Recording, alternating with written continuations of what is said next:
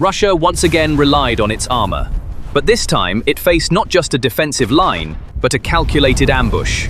A massive Russian armored convoy of 71 vehicles was advancing toward Siversk. Inside were tanks, armored personnel carriers, motorcycle reconnaissance units, and fast strike teams. All were deployed to the battlefield, but Russian commanders failed to account for one thing. The 54th and 81st Brigades were waiting exactly where they were supposed to be. What happened next? On July 27th, Russian forces had gathered near the village of Verkhnokhamyanka.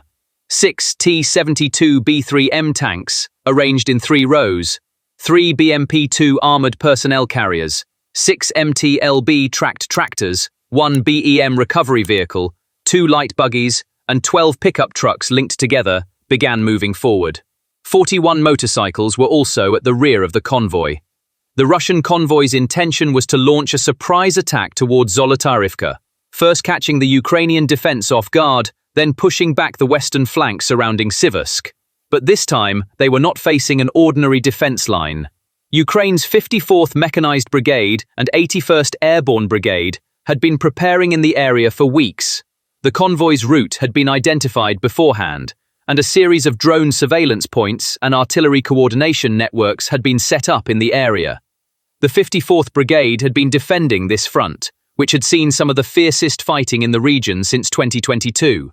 They knew the terrain and the enemy's habits like the back of their hands. The 81st Brigade, meanwhile, was renowned for its rapid response, high mobility, and flanking maneuvers.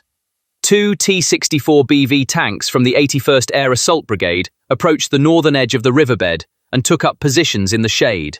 An M113 armored ambulance was parked beside them. As soon as the Russian convoy emerged from the tree line, reconnaissance drones had already taken up positions on the hilltop. As soon as movement was detected, the first salvo arrived with 155mm artillery fire. The Ukrainian tank commander then locked onto a sudden heat signature detected by his thermal imaging system. About 90 meters away, a Russian armored vehicle was slowly emerging from between the trees. Its hull was heavily reinforced with anti-drone grills. This was a T-72B3 with improvised armor enhancements. To protect the approximately 46-ton T-72 and its 3-person crew, the grills were welded to the upper structure, along with additional steel panels. The armor protection was reinforced with composite armor and Contact 5 explosive reactive armor systems. While this reinforcement aimed to protect it from airborne FPV attacks, this time death would come not from the sky, but from the barrel of the opposing gun.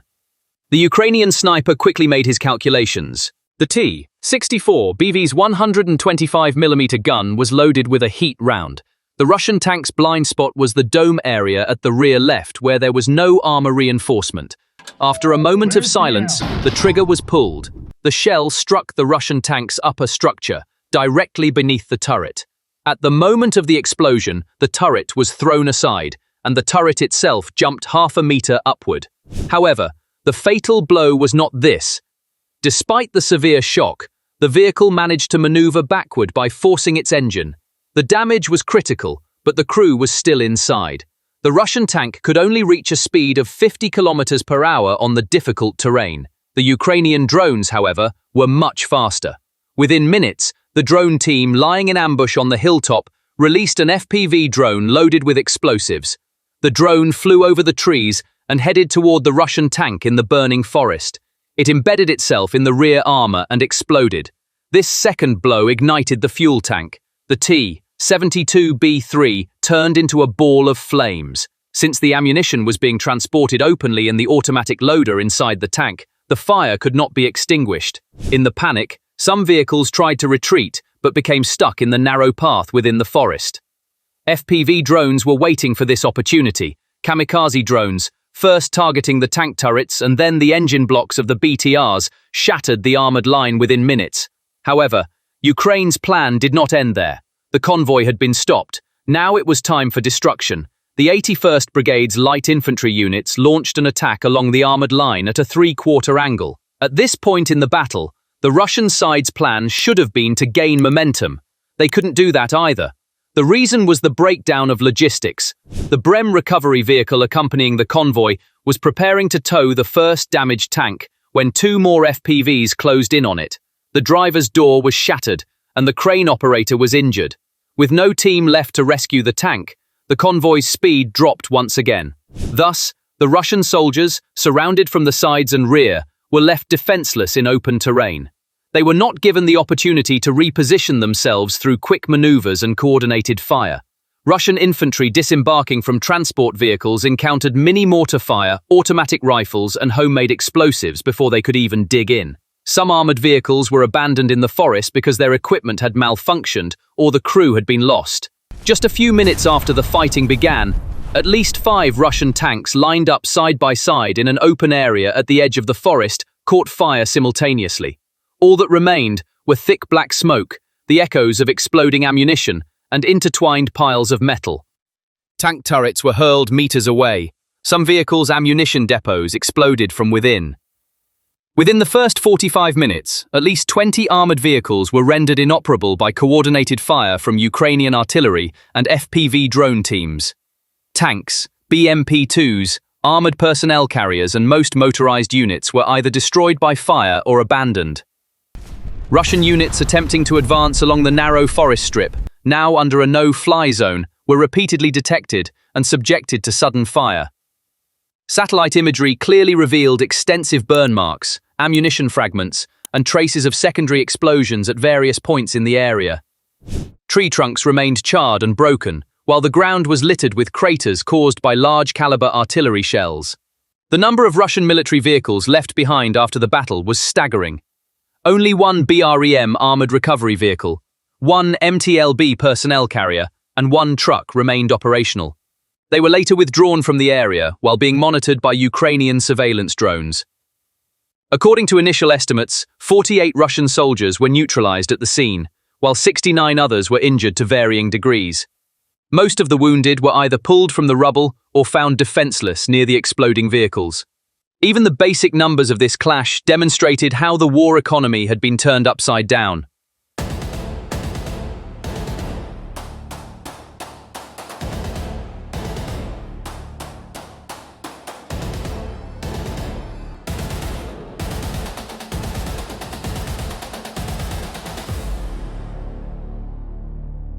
The Russian army spent months laying mines and traps in critical areas and passageways. But Ukraine used unimaginable tactics to blow Putin's traps up in his face. Using the enemy's traps against them required great coordination, intelligence, and tactical awareness. In this context, on August 2nd, Ukrainian forces carried out a demolition operation that looked like something out of a military thriller. The incident was highly dramatic for the Russian army. This is because the Russians had placed TM-62 anti-tank mines on the bridge over the Tartar River. They had prepared to blow up the bridge in the event of a Ukrainian attack in the Bryansk region.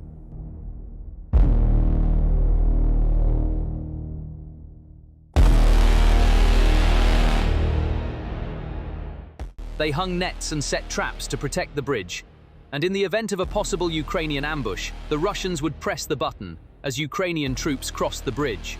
But moments later, a Ukrainian FPV drone pilot, using a fiber optic connection, skillfully overcame all obstacles, accurately hit the Russian mines, and blew up the bridge. The strike asset selected for the bridge in Bryansk was a carbon fiber-bodied, FPV-controlled, 3 to 4 kilograms class kamikaze drone. The 400 to 500 grams of explosive material placed in the front section of the body was insufficient to detonate directly. Nearly 30 TM-62 anti-tank mines were placed under the bridge to block Ukrainian advances. These Soviet-made mines, with steel bodies carrying 7 to 8 kilograms of TNT, had the power to shatter a tank's underside. Under normal circumstances, these mines would be activated either by a mechanical trigger system or by remote detonation. But this time, Ukraine started the chain reaction. However, when it struck with precision, it was powerful enough to create a shockwave that would trigger one of the TM-62 anti-tank mines inside the steel console holding the bridge. The TM-62 contains 7 to 8 kilograms of TNT in its body, and the pressure exerted on its fusion element triggers the mine.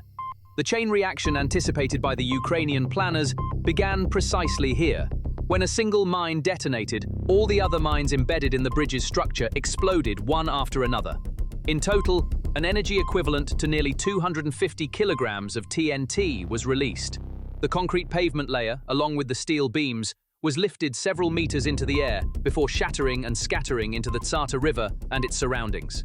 According to eyewitness accounts, an area with a radius of 100 meters was nearly completely transformed into craters and debris after the explosion. In footage shared on social media, the FPV drone can be clearly seen gliding at low altitude, then locking onto its target and colliding with its support leg, followed by the start of a destructive chain reaction explosion a few seconds later.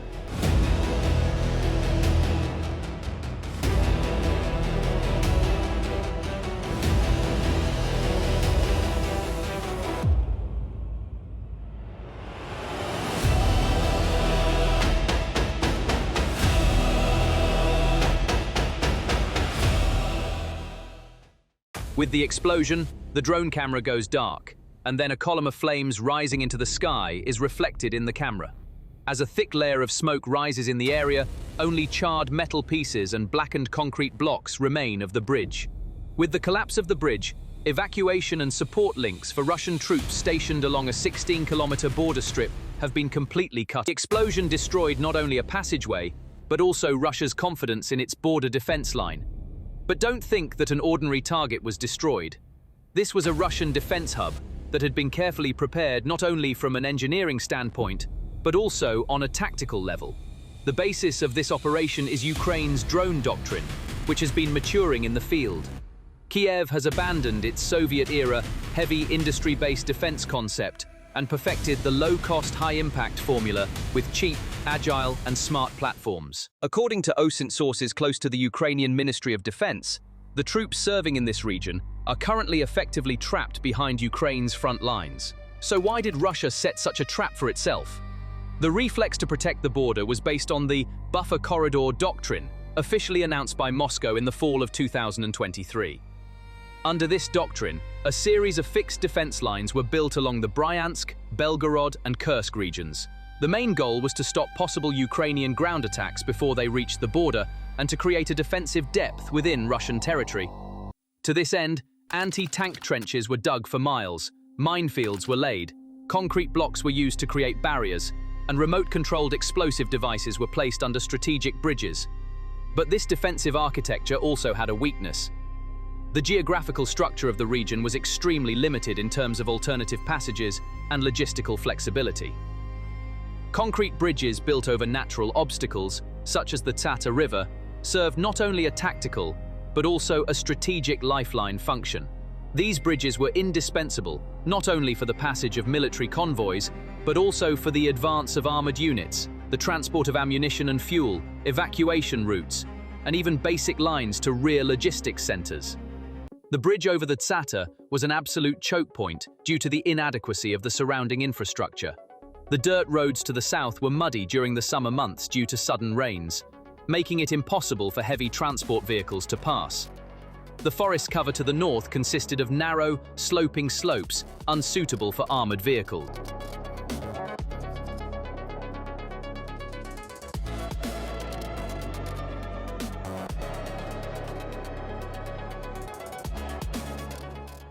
Therefore, the destruction of the Tsata Bridge eliminated not only a transport line, but also the main supply and evacuation corridor for all Russian forces in the region. How Ukraine achieved this cannot be explained by simply flying a drone. First came the intelligence step. Both satellite imagery and frontline intelligence sources were used to map the mine configuration in the area. Civilian-looking, fixed-wing surveillance drones recorded military traffic between the bridge's entrance and exit for a week. Video analytics revealed the times when fuel tankers and armored personnel carriers passed through. Heat map analysis identified the traces of excavation activities carried out by Russian excavators at the bridge's foundation, which helped determine the timing of mine laying. Signal intelligence then came into play, since Russian engineering units used low-power RF firing modules to remotely trigger TM62 mines. Electromagnetic interference patterns were observed in the area. Interference windows confirmed the geographical distribution of the mine array. The final attack plan was drawn up, assuming that there were 3 main drive points on the northwestern leg of the bridge and 1 on the southeastern leg. The target was the corner leg, where at least 2 mines would trigger each other. The FPV drone, equipped with a limited explosive charge, locked onto this leg. The drone's final maneuver, lasting 10 seconds, was designed to move parallel to the ground and then suddenly climb upward, causing the body to strike the underside of the bridge girder. One important detail to note is that the bridge has been designated a red zone by Russian troops since the first year of the war. There are unmanned surveillance towers and thermal cameras, but most of the night vision algorithms are focused on tracking trucks and vehicles that give off high heat signatures. With its composite carbon body, electric motor, and minimal IR signature, the FPV drone was almost impossible to detect on Russian surveillance screens. When the flight speed reached 120 kilometers an hour, the detection window dropped to 2 or 3 seconds. A very short window for a human operator to react, activate an RF jammer, or relay orders to a drone defense artillery unit. When considering why Russia couldn't prevent this, 3 answers emerge. First, the mine network laid under the bridge falls under the passive defense category. While the mine is under the bridge, the RF trigger cannot be jammed with interference because the activation sensor is triggered by mechanical vibration when the drone collides with it. Second, Russian electronic warfare capabilities were weak near the bridge. EW teams were deployed deeper into the front lines to protect critical radar domes in Belgorod and Kursk. This rural area of Bryansk was primarily a transit point for ground convoys. Air defense was a low priority. Third, the Russian army adopted a modular corridor approach instead of a comprehensive surveillance network, so sensor data does not flow to a simultaneous command center. Each bridge is under the responsibility of a separate unit. Different regiments carry different EW codes. In such fragmented networks, opening a window for rapid reaction is nearly impossible. Looking at the impact of the attack on the front lines, logistical delays are already being felt. Russia was moving an average of 300 tons of fuel and ammunition per day through Bryansk before the bridge was destroyed. In the first 48 hours after the explosion, shipments fell to almost zero. Alternative routes offer 2 different bypasses, via Klintsy in the north and around Starodub in the south. But both routes are longer and have been marked as sensitive areas since previous Ukrainian drone attacks. The first figures included in ISW's daily frontline report indicate that approximately 5 Russian units have shifted positions along the Bryansk border under the pretext of a tactical withdrawal. In reality, this is not a withdrawal, but an inability to hold positions due to supply shortages. If the fuel convoy cannot arrive, the 6 soldiers inside the BMP-3 cannot maintain the fire support line. When ammunition trucks are delayed, it becomes impossible to defend 122mm artillery positions with AK-74 rifle fire. The psychological impact is even more intense. Russia frequently uses the concept of a deep rear in its propaganda. Regions close to Moscow, key bridges behind the front lines, and major railway junctions are claimed to be under absolute protection, out of reach of Ukrainian drones. The destruction of bridges has undermined this claim. Images shared on Russian social media by relatives of soldiers show not only bridge debris but also armored convoys diverted onto side roads. The question, "Why are our mines exploding on us?" has been trending on social media. The economic impact extends beyond Bryansk. The bridges in the border region are the arteries of the north-south logistics axis stretching from the Caucasus to St. Petersburg. When this route is cut off, additional strain is placed on railway traffic between Rostov and Donbass.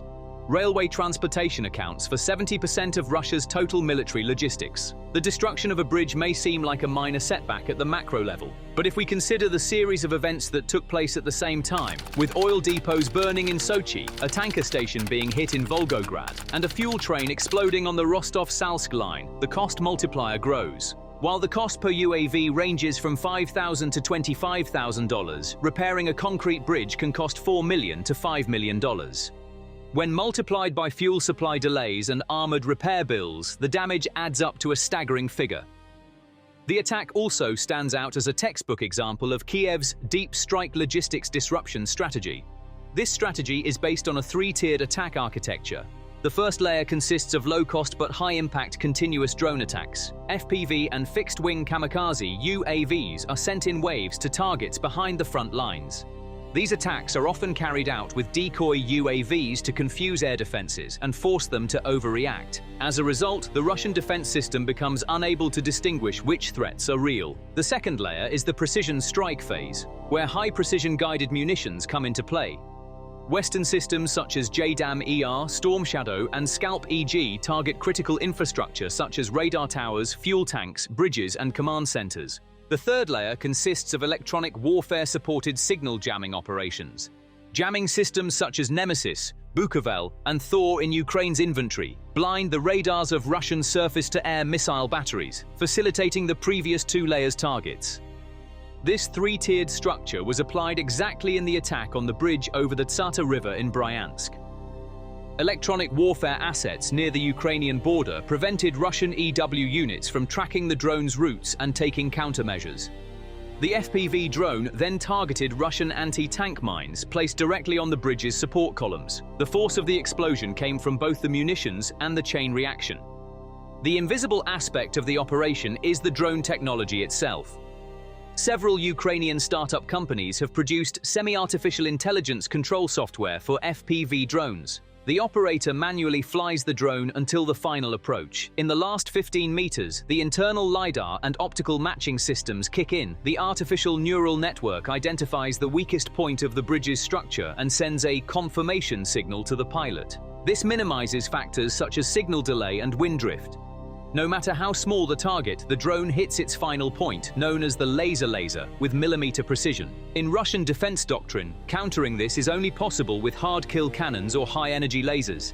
However, Russia's Pantsir S-1 batteries experience delays when firing 30mm cannon shells even if they detect a 1 kg FPV drone, and if the detection-to-fire window is less than 2 seconds, the artillery response cannot keep up. High-energy lasers are still in the prototype stage. This technological asymmetry is directly reflected in Putin's image, the most critical component of the military modernization narrative that the Kremlin has been building for years is air defense.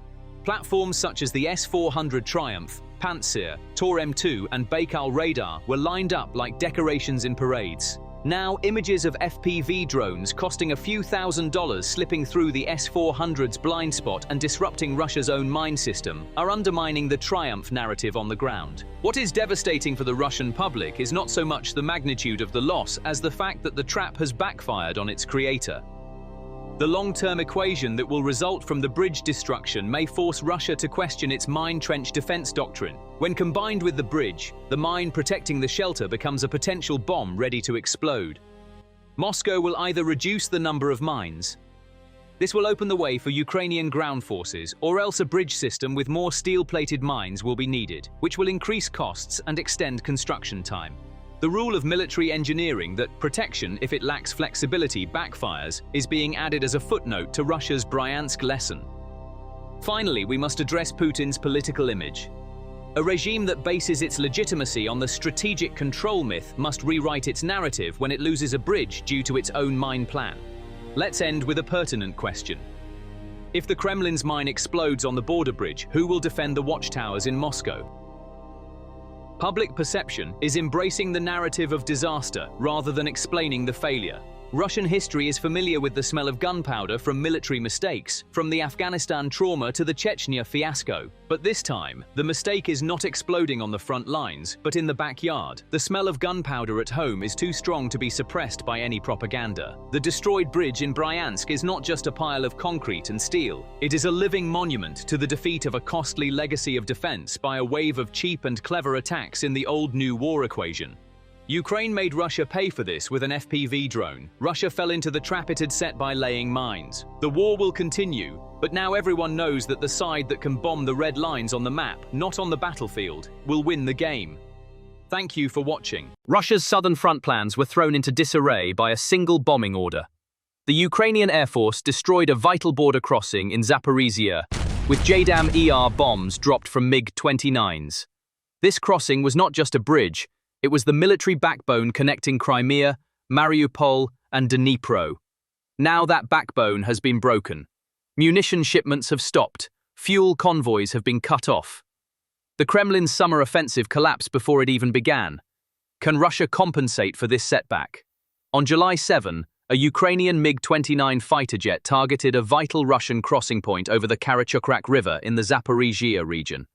This bridge was no ordinary structure. Although not the main branch of the Dnipro River, it served as a key link in the Russian army's supply chain on the southern front. Heavy fuel tankers, trucks loaded with ammunition, and armored repair convoys regularly crossed this crossing every day, feeding the logistics line stretching from Tokmak to Melitopol, and from there to Crimea via Kinburn. This route, considered an alternative to the Kerch Bridge, was critical for the transfer of cargo to eastern ports in particular.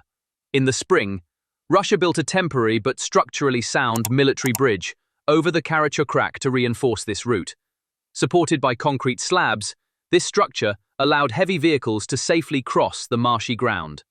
An average of 230 vehicles used this route daily, with 1/3 of them directly supplying ammunition to the front lines. The remaining transportation handled fuel and food logistics. This is precisely why Ukraine did not hesitate in its target selection. The attack was not a conventional air operation, but was carried out using 2 GBU-62 bombs, equipped with advanced JDAM-ER guidance kits. These bombs were modernized versions of the US-produced 1,000-pound Mk-83. Thanks to the GPS-guided kit added to the tail section and the deployed flaps, these bombs can reach a range of over 70 kilometers and hit targets with accuracy of just a few meters. Normally, Soviet-designed MiG-29s were not equipped with the necessary interface to use these bombs, but Ukraine introduced Western munitions to these aircraft with a special adaptation kit developed in Lviv. The pilot can now see the range and targeting data of NATO-inventoried smart weapons on the cockpit display. This transforms an old jet into a modern precision strike platform. As a result of the attack, the temporary military bridge was completely disabled. One of the factors that made the attack so effective was not only the precision of the munitions used, but also the systematic air defense suppression operation carried out prior to the operation. In particular, the Russian Army's Buk M2 medium-range air defense systems deployed in the region were disabled by successive suppression of enemy air defenses attacks in recent weeks.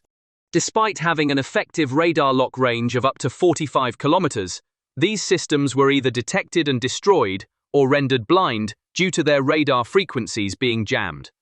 As a result, Ukraine's MiG-29s were able to advance through an open-air corridor as they approached the range to launch JDAM-ER bombs. The second and less talked-about effect of the operation was not limited to the destruction of the bridge. This bridge was not just a crossing point, it also served as a buffer zone, masking the logistics hub of the Russian 35th Corps on the eastern bank. Hidden behind the fog of war, this staging area was now exposed and vulnerable. Satellite imagery and heat signature data indicate that smoke rose from 3 separate camp areas shortly after the attack. This likely indicates secondary explosions in ammunition or fuel depots. Following the attack, the eastern ramp of the bridge was completely collapsed into the sea, with concrete blocks blocking the inner roadway. This structural collapse not only stopped traffic, but also wiped Russia's critical supply route from Mariupol to Crimea off the map. They now have to detour from Tokmak to Berdyansk to reach the east of the Dnipro. But this new route means an additional 160 kilometers and a loss of time. Moreover, this secondary route is extremely unfavorable in terms of both geography and infrastructure. Consisting of a narrow strip of earth, this passage quickly turns to mud, especially during summer rains. In such conditions, heavy fuel trucks could get stuck on the road, with their wheels sinking into the mud.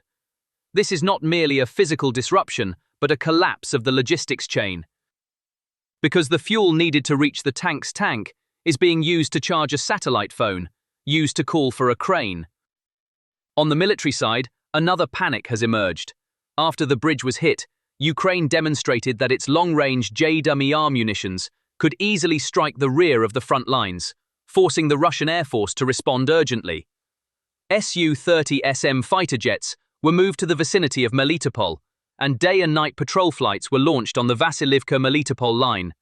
But these aircraft cannot fly above 4,000 meters to avoid entering the radar range of Ukraine's Patriot systems, which are equipped with AIM-120 AMRAAM missiles. This limits both their field of view and their attack position. There are patrol flights, but there is no real threat of a raid or suppression. The S-400 air defense batteries are scattered in a rather haphazard manner against this new threat.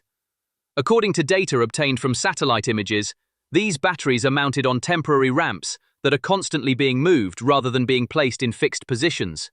The aim is to prevent the destruction of all radar and command units with a single hit. This portability brings with it another problem. The radars cannot operate at the optimum altitude. In addition, Russian defense forces have deployed CRBN masking systems to make it more difficult for JDAM-ER munitions to target them. These systems reduce visibility by deflecting radar signals rather than suppressing them, but this appears to have seriously slowed down coordination and the chain of command on the ground. The impact of the attack has been much deeper and more multifaceted than meets the eye. With the bridge out of commission, the Russian command realized that it could not reinforce its front lines in Mariupol with BMP-3 armored vehicles, which were running on low fuel reserves. With the road link cut off, the solution shifted to air transport. The first reflex was to deploy Il-76 military transport aircraft. These flights via Kerch carried spare engine parts, sets of tracks, and emergency ammunition. But this method created two major problems. First, large targets such as the Il-76 are very easy to detect by Western radar systems, which means that the risk of air defense is immediately sky high.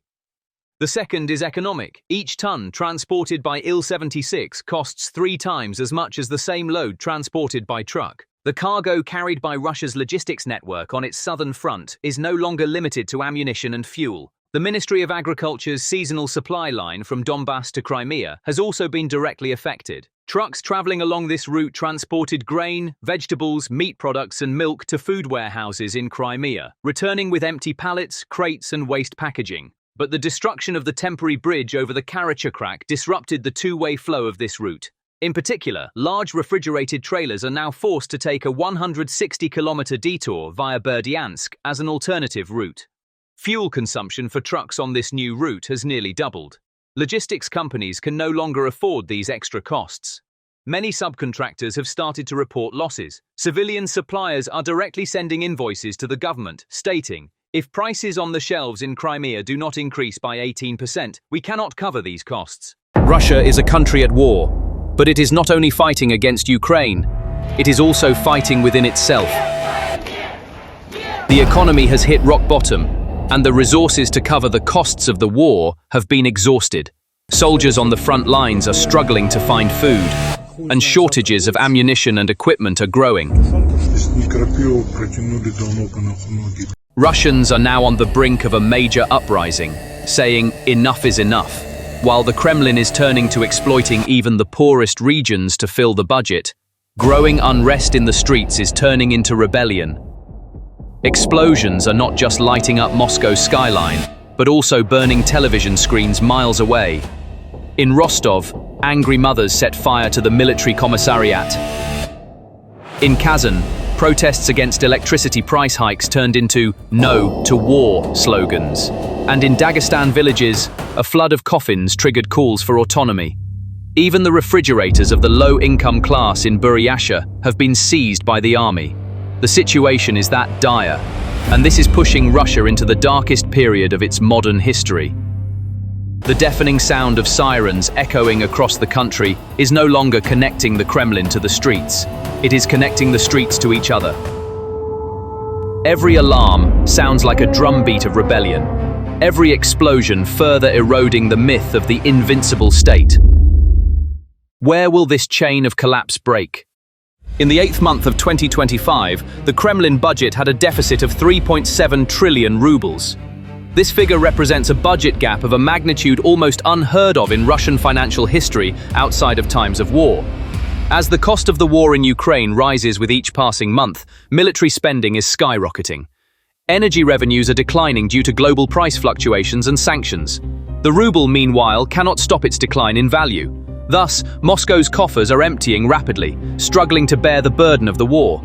The Kremlin's solution to close this gap has been to reach into the pockets of citizens at the lowest levels of society.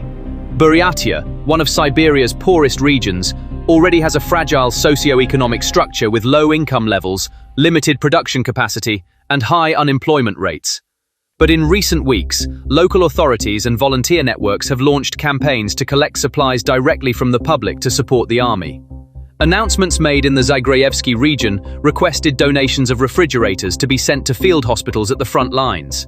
However, the list of requests quickly expanded to include basic humanitarian needs, such as motorcycles, clothing, wheelchairs, canes, and even drinking water. A small number of people voluntarily handed over their remaining working refrigerators and other usable items.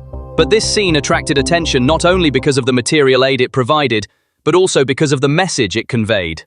Local residents interpret the state and military's inability to meet even the most basic logistical needs with their own resources as a sign of deep failure in both economic management and war preparedness. The situation in Buryatia is being replicated almost exactly in other regions of Russia. In Irkutsk, the local administration suspended bonus payments to a wide range of people, from teachers to cultural workers, public officials and educators, and transferred these funds directly to the army's needs. Although official statements say that these cuts are temporary, there is talk behind the scenes that they could continue indefinitely. A teacher's account clearly illustrates the scale of the situation. They said there was no money left for the SWO, that all resources had been exhausted. Since soldiers couldn't be paid, they deducted a significant amount from our salaries. In the Komi Republic, demands have taken a different turn. Authorities have requested that the public donate fishing nets to be sent to the front lines. It is stated that soldiers will use these nets to cover trenches, build temporary shelters, or provide camouflage. Thus, the assistance requested from the public is not limited to basic needs such as food or clothing. It extends to engineering and defense materials that will be used directly on the battlefield. At Bauman State Technical University in Moscow, the impact of the war economy has manifested itself in a more creative but equally controversial way. The university administration has offered students physical education credits in exchange for knitting camouflage nets. This practice amounts to a direct exchange of academic achievement for the production of war materials. Thus, the needs of the front lines are now being met not only by factories or volunteer workshops, but also by university campus curricula. What is striking is that the increasing economic and social pressures have completely transformed the public's motivation to donate. Those who enthusiastically supported the invasion of Ukraine in the early stages of the war and sent money to the front lines had increased their donations nearly fourfold by 2025. But this time, the driving force was not Kremlin propaganda, but the harsh conditions and humanitarian concerns faced by soldiers on the front lines. In other words, the purpose of donations has become less about supporting a political cause and more about helping relatives, friends, or neighbors survive. However, even this voluntary aid is far from solving the deepening problem. The people see that the cost of the war is constantly being placed on their shoulders as their living standards rapidly decline. Prices for everything from basic food items to transportation are rising, while wages are eroding in real terms. Public services such as health and education are deteriorating, and transportation infrastructure is crumbling. This situation is fueling growing silent anger and unrest, especially in low-income areas. Moreover, this anger is not solely driven by material concerns. Mothers who send their children to war also bear the heavy burden of financing this war. In Dagestan, where soldiers' funerals followed one after another, meetings were held under the banner of local autonomy, and the issue was quickly brought to the official agenda of the regional parliament. In Tatarstan, an imam said in his sermon, "If the capital declares war and sends the bill to the peasants, this is not justice." As a result, an investigation was launched against him by the Ethnic Policy Committee. Every time budget allocations are cut, discontent grows in the provinces. When the center's power weakens, the periphery becomes reluctant to recognize authority. The anger on the streets erupted in Novosibirsk at the end of July. 3,800 people who participated in the Enough is Enough march were dispersed within the first 15 minutes by water cannons firing colored water. Memorial chains were formed in 19 cities with black balloons in their hands and the slogan, "Give me back my son," on their lips. In Perm, crowds protesting a 25% increase in the price of bread quickly switched to chanting, "No to war." Police offered those arrested two options: a fine of 600,000 rubles or voluntary deployment to the front lines. Finding men without passports in the city was nearly impossible. Most had left the country months earlier via Georgia or Kazakhstan. The losses were no longer just statistics, they had become a pain deeply embedded in people's homes. According to independent sources, the number of Russian soldiers killed, seriously injured, or missing between February 2022 and July 2025 reached 1.05 million. This meant that 1 in every 4 households in the country had a black ribbon hanging from their door. According to a report by demographer Pavel Yelizarov, between 970,000 and 1,040,000 soldiers had completely lost their combat effectiveness during the same period. While official figures still insisted on 45,000 casualties, the reality of the graves was undeniable. The Independent Civil Initiative last address identified 132,000 new military grave markers ordered between April and June, based on data from marble workshops. This equated to an average of 1,450 deaths per day. Local newspapers in villages now print obituaries on extra pages, while in cities the question, "Why the war?" is spray-painted on neighborhood walls.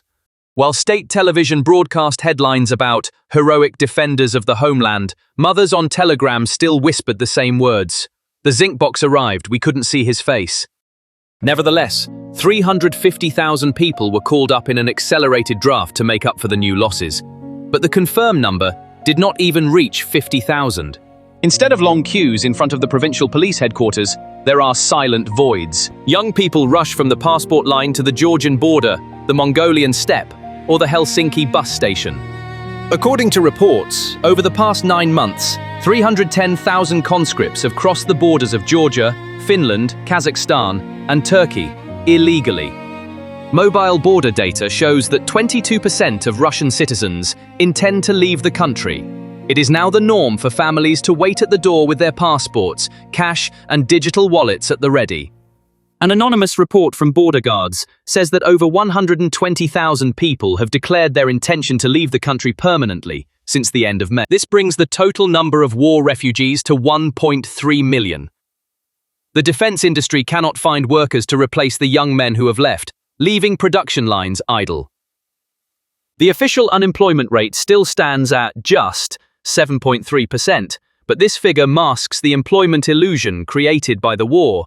The recruitment of military contract personnel has topped the list of most sought-after professions in Russia's open labor market database for the first time.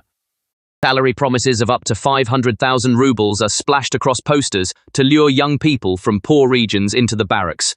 But for those who know the truth, these advertisements are often synonymous with 2 signs seen side by side on the same street. One is a banner recruiting soldiers, the other is an advertisement for a coffin manufacturer. In the civilian sector, the picture is even bleaker. The disruption of the supply chain for Western technology components has crippled production. In the past month alone, 1,100 medium-sized factories have closed down.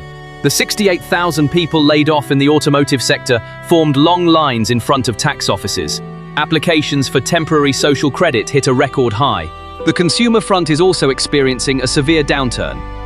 In the neighborhood markets of the Leningrad Oblast, the price of a kilogram of potatoes has reached 90 rubles. Pensioners are calculating whether they can afford to buy bread when they go to the pharmacy to get their prescription drugs. The subsidized smart credit card project, which the government has begun to talk about, is being described as a QR code version of the coupon books of the 1990s. The crisis is not limited to income and consumption. The country's skilled human resources are also rapidly dwindling. Since the beginning of June, 47 rural health centers have hung signs saying, "Temporarily closed," due to a shortage of doctors. In some areas, the nearest dental clinic is 300 kilometers away, and a farmer writhing in toothache expresses his anger, saying, "Did I not have my teeth pulled to win the war?" Middle-class families are paying large sums of rubles to consulting firms operating along the Turkey-Armenia-Serbia route to send their children abroad. Demographic indicators are revealing one of the harshest reflections of social collapse. The birth rate dropped by 7% in 2024. In the first quarter of 2025, the decline reached 12%. Reports from maternity clinics confirm that expectant mothers are unwilling to raise children in an environment of economic uncertainty and social unrest. Thus, the economic crisis is quietly consuming not only the present, but also the future of the country. The wave of emigration is no longer just the desperate flight of the poor. The richest segment of the country is also quietly packing their bags. As always, the elite made the first move. Oligarchs are withdrawing their assets from Russia by transferring them to Dubai-based offshore trusts. In the last 3 months, $15 billion has fled abroad unregistered. Luxury villas in Rublevka have fallen to half their price on real estate portals, but the market is still frozen. No one wants to tie their fortune to a house burning with rubles. The central bank is issuing warning after warning saying, "You are disrupting the balance of payments." But these warnings are not affecting the appetite of law firms or the determination of buyers. Deals are being struck behind the scenes, synchronized with private jet departure times. In the corridors of the capital, the same phrase is being whispered more and more frequently. If the ruble hits 160, even those who stayed will start looking for tickets. But after the attacks in June, 117,000 passports were issued in just 1 month. Queues of vehicles at the Georgian border crossed 35 kilometers. Kazakhstan limited entries by imposing quotas on authorization visas. Even Armenia began discussing a cap on temporary residence applications on the grounds of preserving the male population balance. Andrei, 28, who left Barnaul, explained his decision in a short video posted on YouTube. "If I stay here, there are 2 possibilities, the front or prison. Exile is expensive, but if there is a price to pay for survival, I have chosen to pay it." All these developments are severely eroding the political image that Vladimir Putin has worked so hard to cultivate over the years. This is because Vladimir Putin's war on Ukraine, which began in 2022, was presented as a historic mission and rebirth of the nation, thanks to the Kremlin's skillful propaganda in the early days. Victory songs were played on state television and Russian flags waved in the squares. But as time passed, the cost of the war became visible both on the front lines and within the country. As months turned into years, ammunition shortages, losses of armored vehicles and drones, and even the inability to provide basic medical supplies dealt a direct blow to Putin's image as an invincible leader. The collection of refrigerators, motorcycles, blankets, and even drinking water from the people in poor areas, and the forcing of university students in large cities to weave camouflage nets in exchange for tuition credits, led to questions about the state's military capacity. While Western media outlets have documented Russia's bottleneck in high-tech weapon systems and spare parts crisis due to Western sanctions, images leaked on social media have spread rapidly among the public. Despite the Kremlin's strict control mechanisms, once seen as the guarantor of stability and order, Putin now faces criticism as a leader who cannot even equip his own army. This erosion of his image is narrowing the Kremlin's room for maneuver in domestic politics. As the living standards of the people are rapidly declining, the financial burden of the war is increasing day by day. Although this situation does not directly translate into victory for Ukraine, it does create a significant strategic advantage.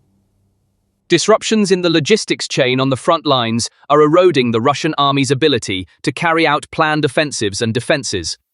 Ammunition supplies are delayed, armored units are immobilized while waiting for spare parts, and health and ammunition depots behind the front lines cannot be adequately supplied.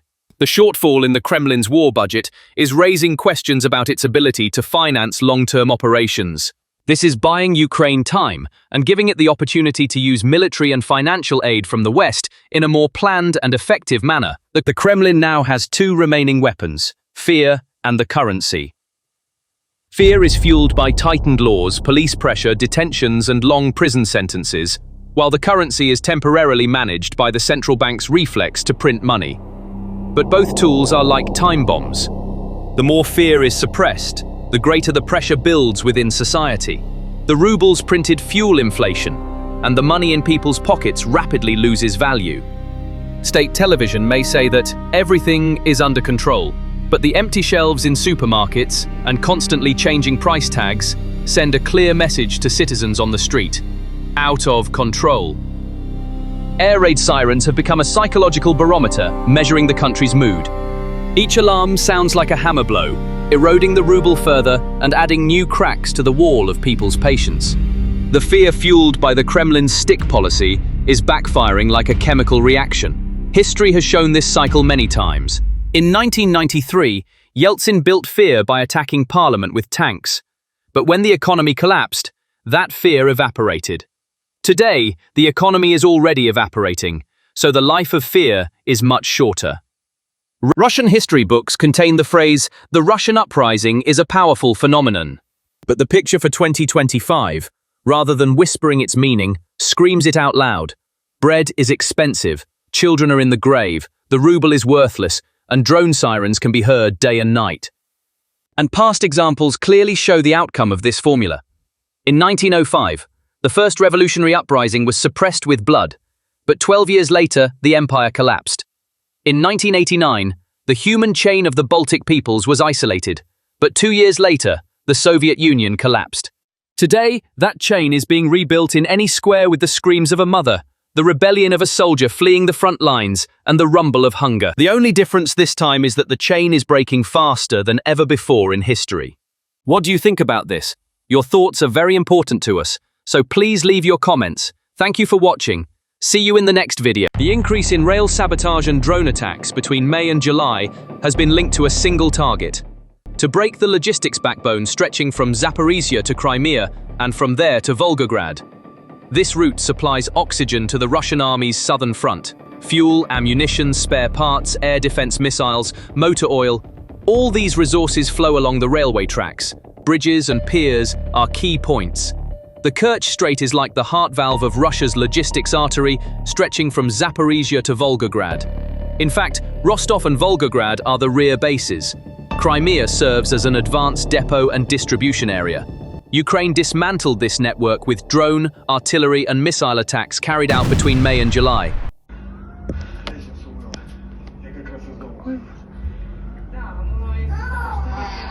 Kiev's troops initiated the offensive by targeting railway tracks. They continued by setting warehouses ablaze.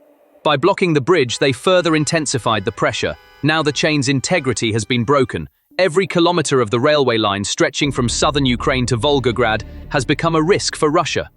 Convoys carrying military vehicles and ammunition from Crimea or Rostov to the Ukrainian front lines have slowed down on the railway lines for the Russian army. The waiting time for trains has increased. In other words, Russia's traction plans have collapsed. The backup lines are now overloaded. The Crimean garrisons can no longer keep up with their supply schedules. Air defense ammunition has reached a critically low level. S-300 and S-400 batteries have been forced to prioritize stock control. The locations of Russian radars have changed. Underdome protection has been increased. However, Russia's route change has created new vulnerabilities. Let's now examine the situation more clearly on the map. Volgograd is the hub where cargo arriving from the north is distributed to the southern military district. The refinery and railway area is an important gathering place. From here, heavy traffic flows toward the Rostov axis. The Rostov-Don line is the main junction of the Iron Ring. The Taganrog and Novocherkassk branches diverge from here. This branch carries tonnage toward Crimea and the Azov coast. The Taman and Kerch lines provide direct access to Crimea. The peninsula's inner backbone is supplied via Jankoy.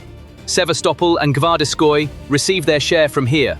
The second backbone follows the Azov coastline along the coastal strip. Mariupol, Berdyansk, Melitopol, Jankoy. This route forms a land bridge along the coast. In the second year of the war, this route was restored to operational status. However, the risk factor was high. The range was short. Since Ukraine offers a wealth of suitable targets for FPVs and MLRS, these routes have become much more dangerous for Russia today. The third flow advances toward Taman via the Krasnodar Plain. Roadways and secondary railways come into play here. This branch is a critical supplement for the Russian army's fuel and dry cargo. When these three main lines work together, Crimea breathes.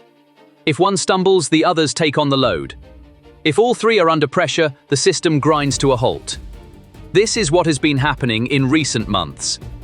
The Tokmak-Melitopol sector has been disrupted on the tracks. Security closures have been imposed multiple times on the Kerch Strait. Fuel depots and refinery components around Krasnodar have been hit by drone attacks.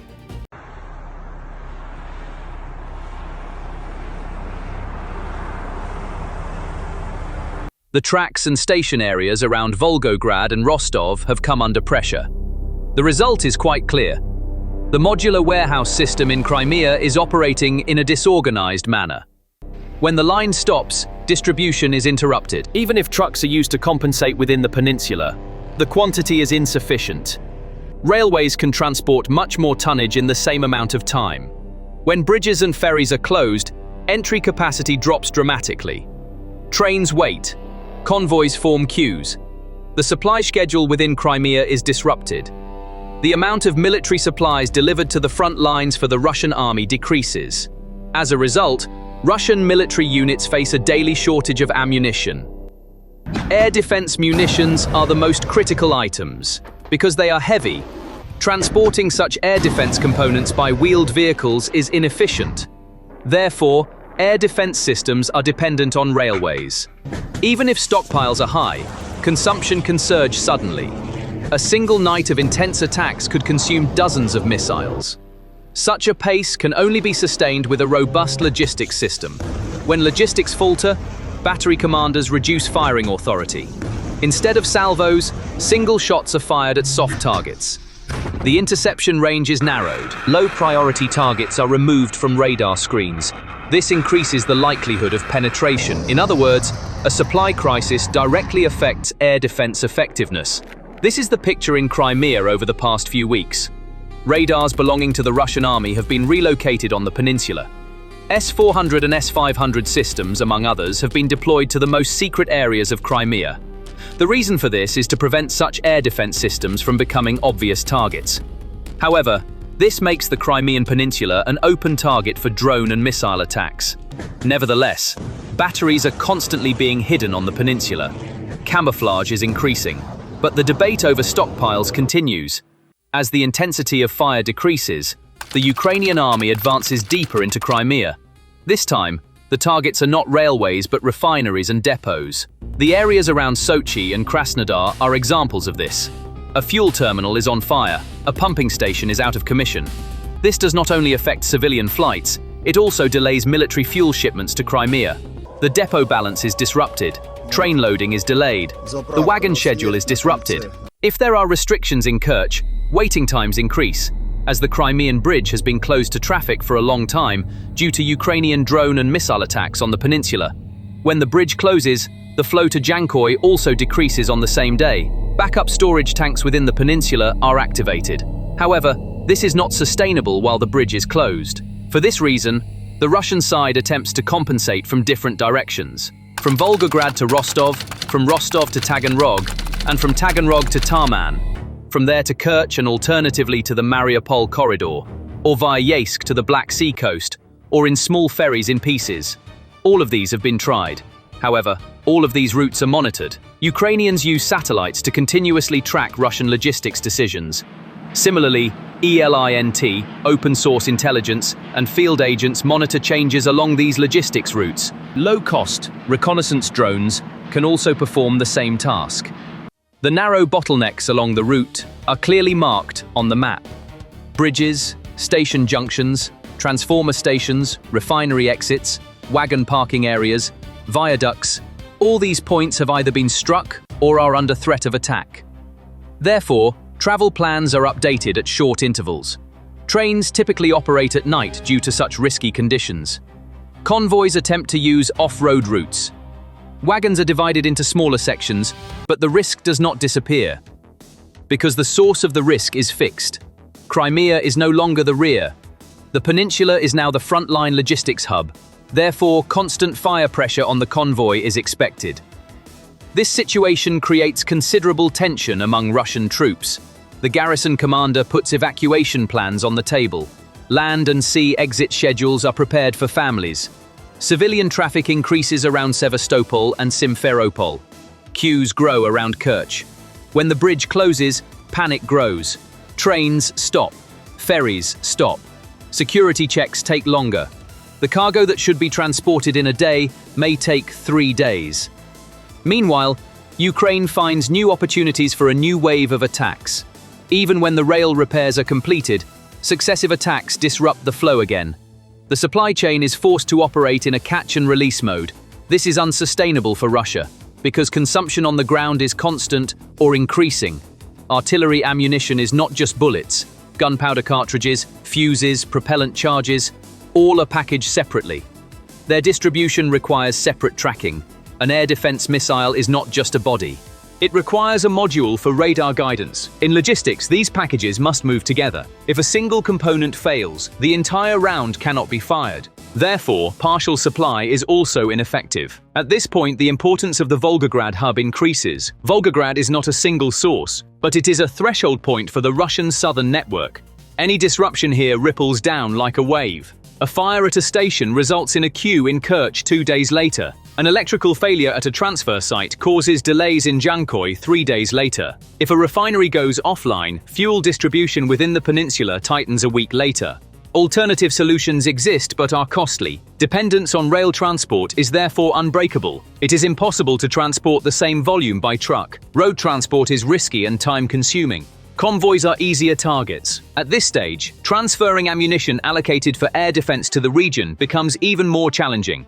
S-400 missiles and supporting elements are heavy. Breaking the supply line to forward depots around Jankoy and Gvardeyskoye without railways is inefficient. Therefore, commanders withdraw the batteries. Silos are repositioned. Radars are relocated to safer areas. These moves increase the chances of survival. However, they create gaps in coverage. When gaps open up, Ukraine attempts more complex attacks. USVs are deployed for coastal approaches. FPV is deployed via USVs. The most recent example of this was when Ukraine struck a Russian fast attack craft, 3 radars, and a highly classified radar station on Petri Mountain using unmanned drone boats. In such an attack, radar and communication nodes are targeted. Security perimeters are established around bridges within the same night. Small warehouses along the Black Sea coast are targeted. This cycle further complicates supply chains. On one side, fuel reserves dwindle. On the other, air defense munitions are rationed. Thirdly, motor oil and spare parts allocated to armored units are delayed. The field commander compiles a priority list. Air defense moves to the top of the list.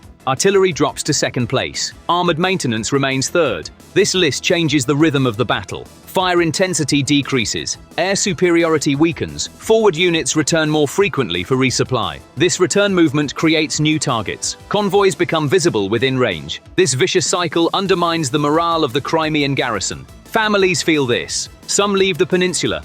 Some wait, but the sense of security weakens. Civilian vehicles form long queues around the bridge. Local authorities redirect traffic. However, military transport must also use the same route. Civilian congestion slows down military movement. This means further delays for the troops. The Russian leadership applies pressure to stay put, but the reality on the ground does not change. The perception of risk spreads along the entire line. Every node from Volgograd to Crimea is under simultaneous pressure. Ukraine achieves this using low-cost platforms.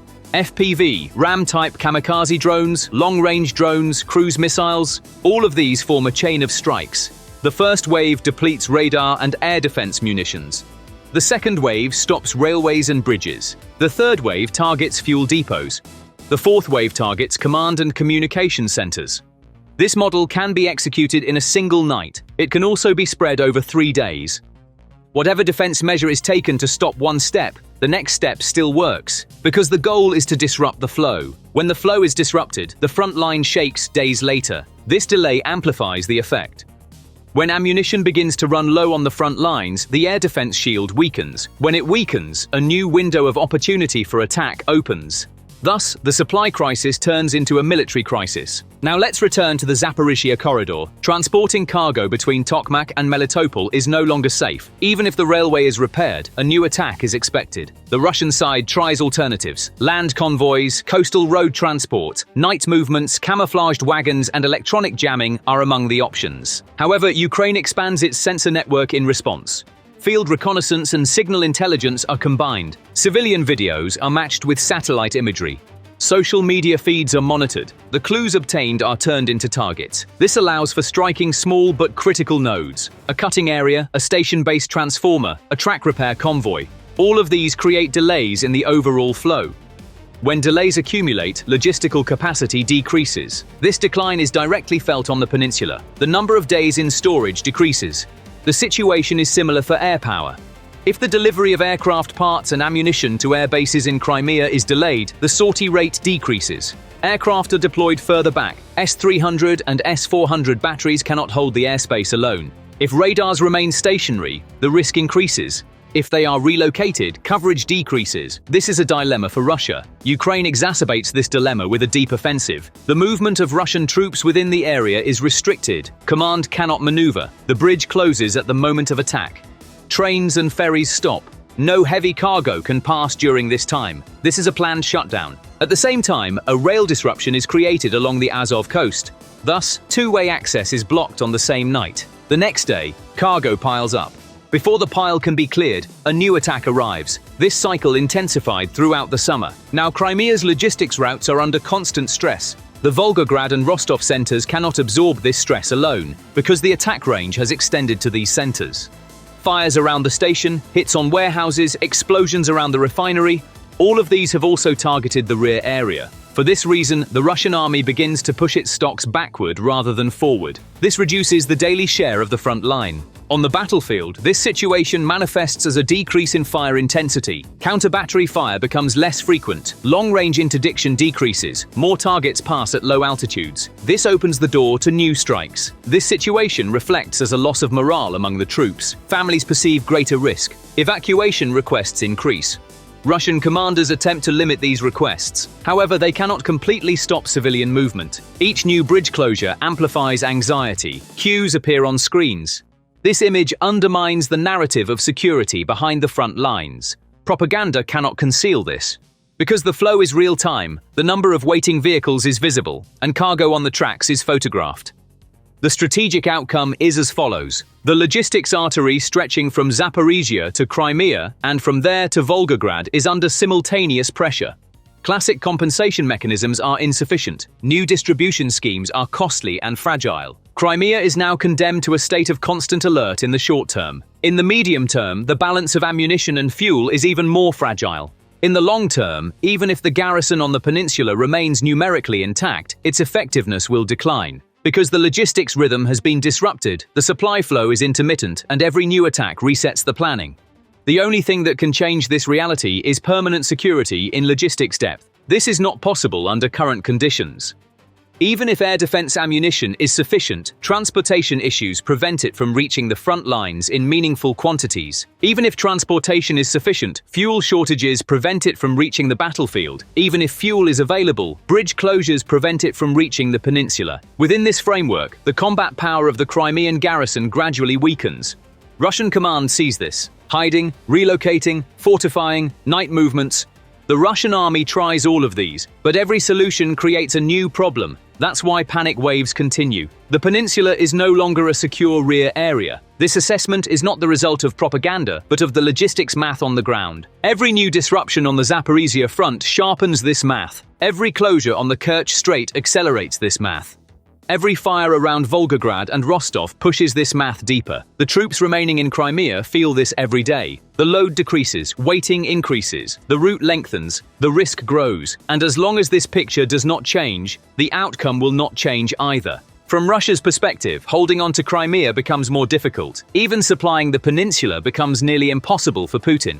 Forget about waging war from Crimea. The waving of blue and yellow flags in the peninsula is now being discussed. This is the exact situation we are in right now. In other words, Ukrainians have effectively surrounded Crimea from within through small but constant and strategic attacks, infiltration operations, and partisan movements, and have begun to control the railway logistics artery connecting Zaporizhia to the peninsula and from there to Volgograd. The most tragicomic aspect of this situation is that while Russian citizens living in Crimea are fully aware of these developments, the Kremlin and its allied class dismiss them as insignificant and choose to ignore them. Thank you for watching.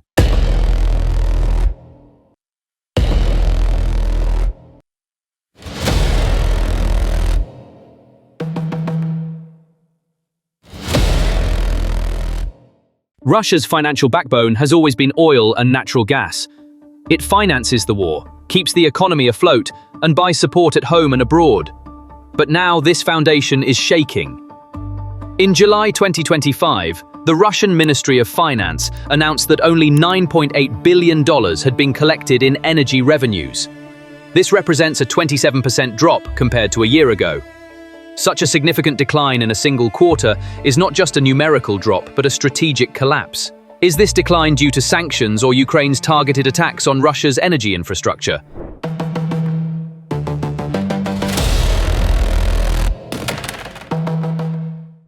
Of course, both the long-term pressure of Western sanctions and Ukraine's increasingly sophisticated attack strategies are behind this decline, but one of these two factors has been particularly prominent in recent times. Ukraine's high-precision operations, carried out with unmanned aerial vehicles. Kyiv is now targeting not only the front lines, but also Russia's energy arteries in its heart. July 2025 marks a period of intensified attacks.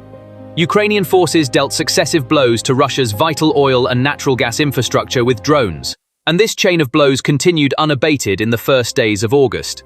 On the morning of August 2nd, a series of powerful explosions were recorded in the Volgograd region in southern Russia.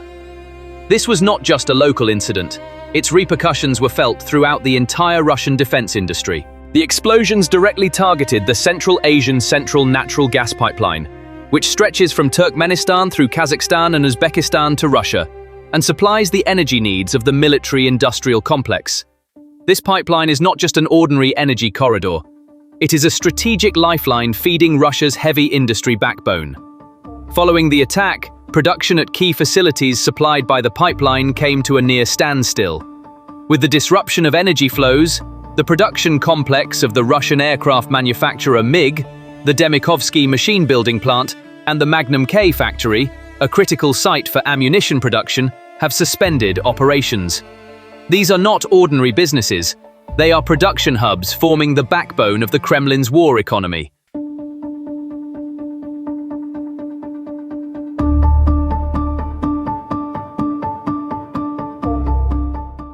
In other words, this attack targeted not only the infrastructure, but also Putin's economic lungs, which supply ammunition and vehicles directly to the front lines. And right now, those lungs are unable to breathe. The Central Asian Pipeline is the center of a multinational system controlled by Gazprom that supplies gas directly to Moscow's internal industrial regions. This pipeline transports natural gas from Turkmenistan to production centers in Russia, such as Tambov, Saratov, and Voronezh, keeping metal processing furnaces, foundries, radar electronics facilities, and nuclear fuel preparation laboratories in operation. But now this flow has been suspended indefinitely. Expert teams are assessing the damage on site. But initial reports clearly indicate that this is not a simple pipe crack or valve failure. What is being reported is widespread and deep structural damage to the main artery of the system. In other words, this is not a simple malfunction, but a kind of systemic shock. However, Russia's misfortunes did not end there.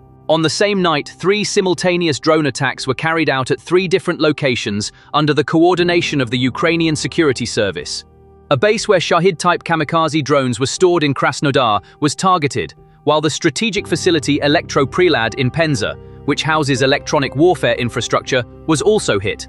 At the same time, the Novokuybashevsky oil refinery in Samara was also on fire. Located just 19 kilometers outside the city center of Samara, this facility is one of Russia's largest and most critical refineries. The fuel produced here is pumped into export pipelines, sent to military fuel depots, and forms the basis of regional logistics. The facility, which is subject to US sanctions, was engulfed in a large fire after being hit. Following the attack, Samara Airport was closed to flights, and mobile internet was cut off in the area. Firefighters began emergency response efforts to protect Rosneft's remaining assets. 2 of the 3 reactor groups in the CDU-VDU line, which has a daily processing capacity of 200,000 barrels of crude oil, were shut down. The damage, which cannot be repaired within a week, is estimated to cost Rosneft $32 million in daily revenue. Not only local production, but also fuel flows to Black Sea ports via the Volga Basin have decreased by 10%. The diversion of RZD freight trains operating in the same corridor to secondary routes for diesel refueling is directly affecting the speed of artillery and ammunition convoys advancing toward the front. In the medium term, this logistical pressure will reduce the supply frequency to the Zaporizhzhia-Donetsk front. Let's move on to the events of August 3. A high-precision drone attack carried out by Ukraine targeted one of Russia's most strategic oil storage facilities on the Black Sea coast, located in the Adler region near Sochi. A huge fuel tank containing 2,000 cubic meters of aviation fuel, caught fire in the attack. The massive column of flames that rose with the explosion covered the sky just a few kilometers away from Sochi International Airport. The smoke cloud observed was so dense that it could be seen with the naked eye from kilometers away. This attack did not only cause infrastructure damage, it also sent a direct message to the Kremlin on a psychological and symbolic level. This is because the facility that was hit was one of the central storage sites of Kubanefta, a state-owned energy giant. Given its location, the strike on this facility, which is a critical link in the aviation fuel supply chain for Sochi International Airport, represents a major blow to military logistics in the southern corridor. Furthermore, this attack was aimed at the heart of the propaganda narrative built around the myth that Russia is safe inside its borders. Local authorities tried to downplay the explosions with the usual rhetoric, saying they were secondary fires caused by captured drone parts. But images shared on social media painted a different picture. Simultaneous columns of flames rising from two separate points, and direct hits on the target. In other words, this incident was neither a technical malfunction nor an uncontrolled chain of coincidences. On the contrary, it was a sabotage operation carried out with surgical precision. Following the attack, 127 firefighters and more than 30 vehicles were dispatched to extinguish the fire. But the explosion of a tank of this size did not cause only physical damage. Sochi Airport was closed to flights for about 2 hours. Neither incoming nor outgoing flights could take off or land. The chaos caused a domino effect in the civil aviation infrastructure, albeit for a short time. And what is even more striking is that this was not the first attack in Adler. On July 24th, Ukrainian drones targeted the Lukoil Ugnefta product depot near Adler, causing serious fires. The fact that the same area was hit again just 10 days later indicates that Kiev is systematically targeting southern fuel routes. The symbolic value of Sochi goes beyond its military or logistical importance.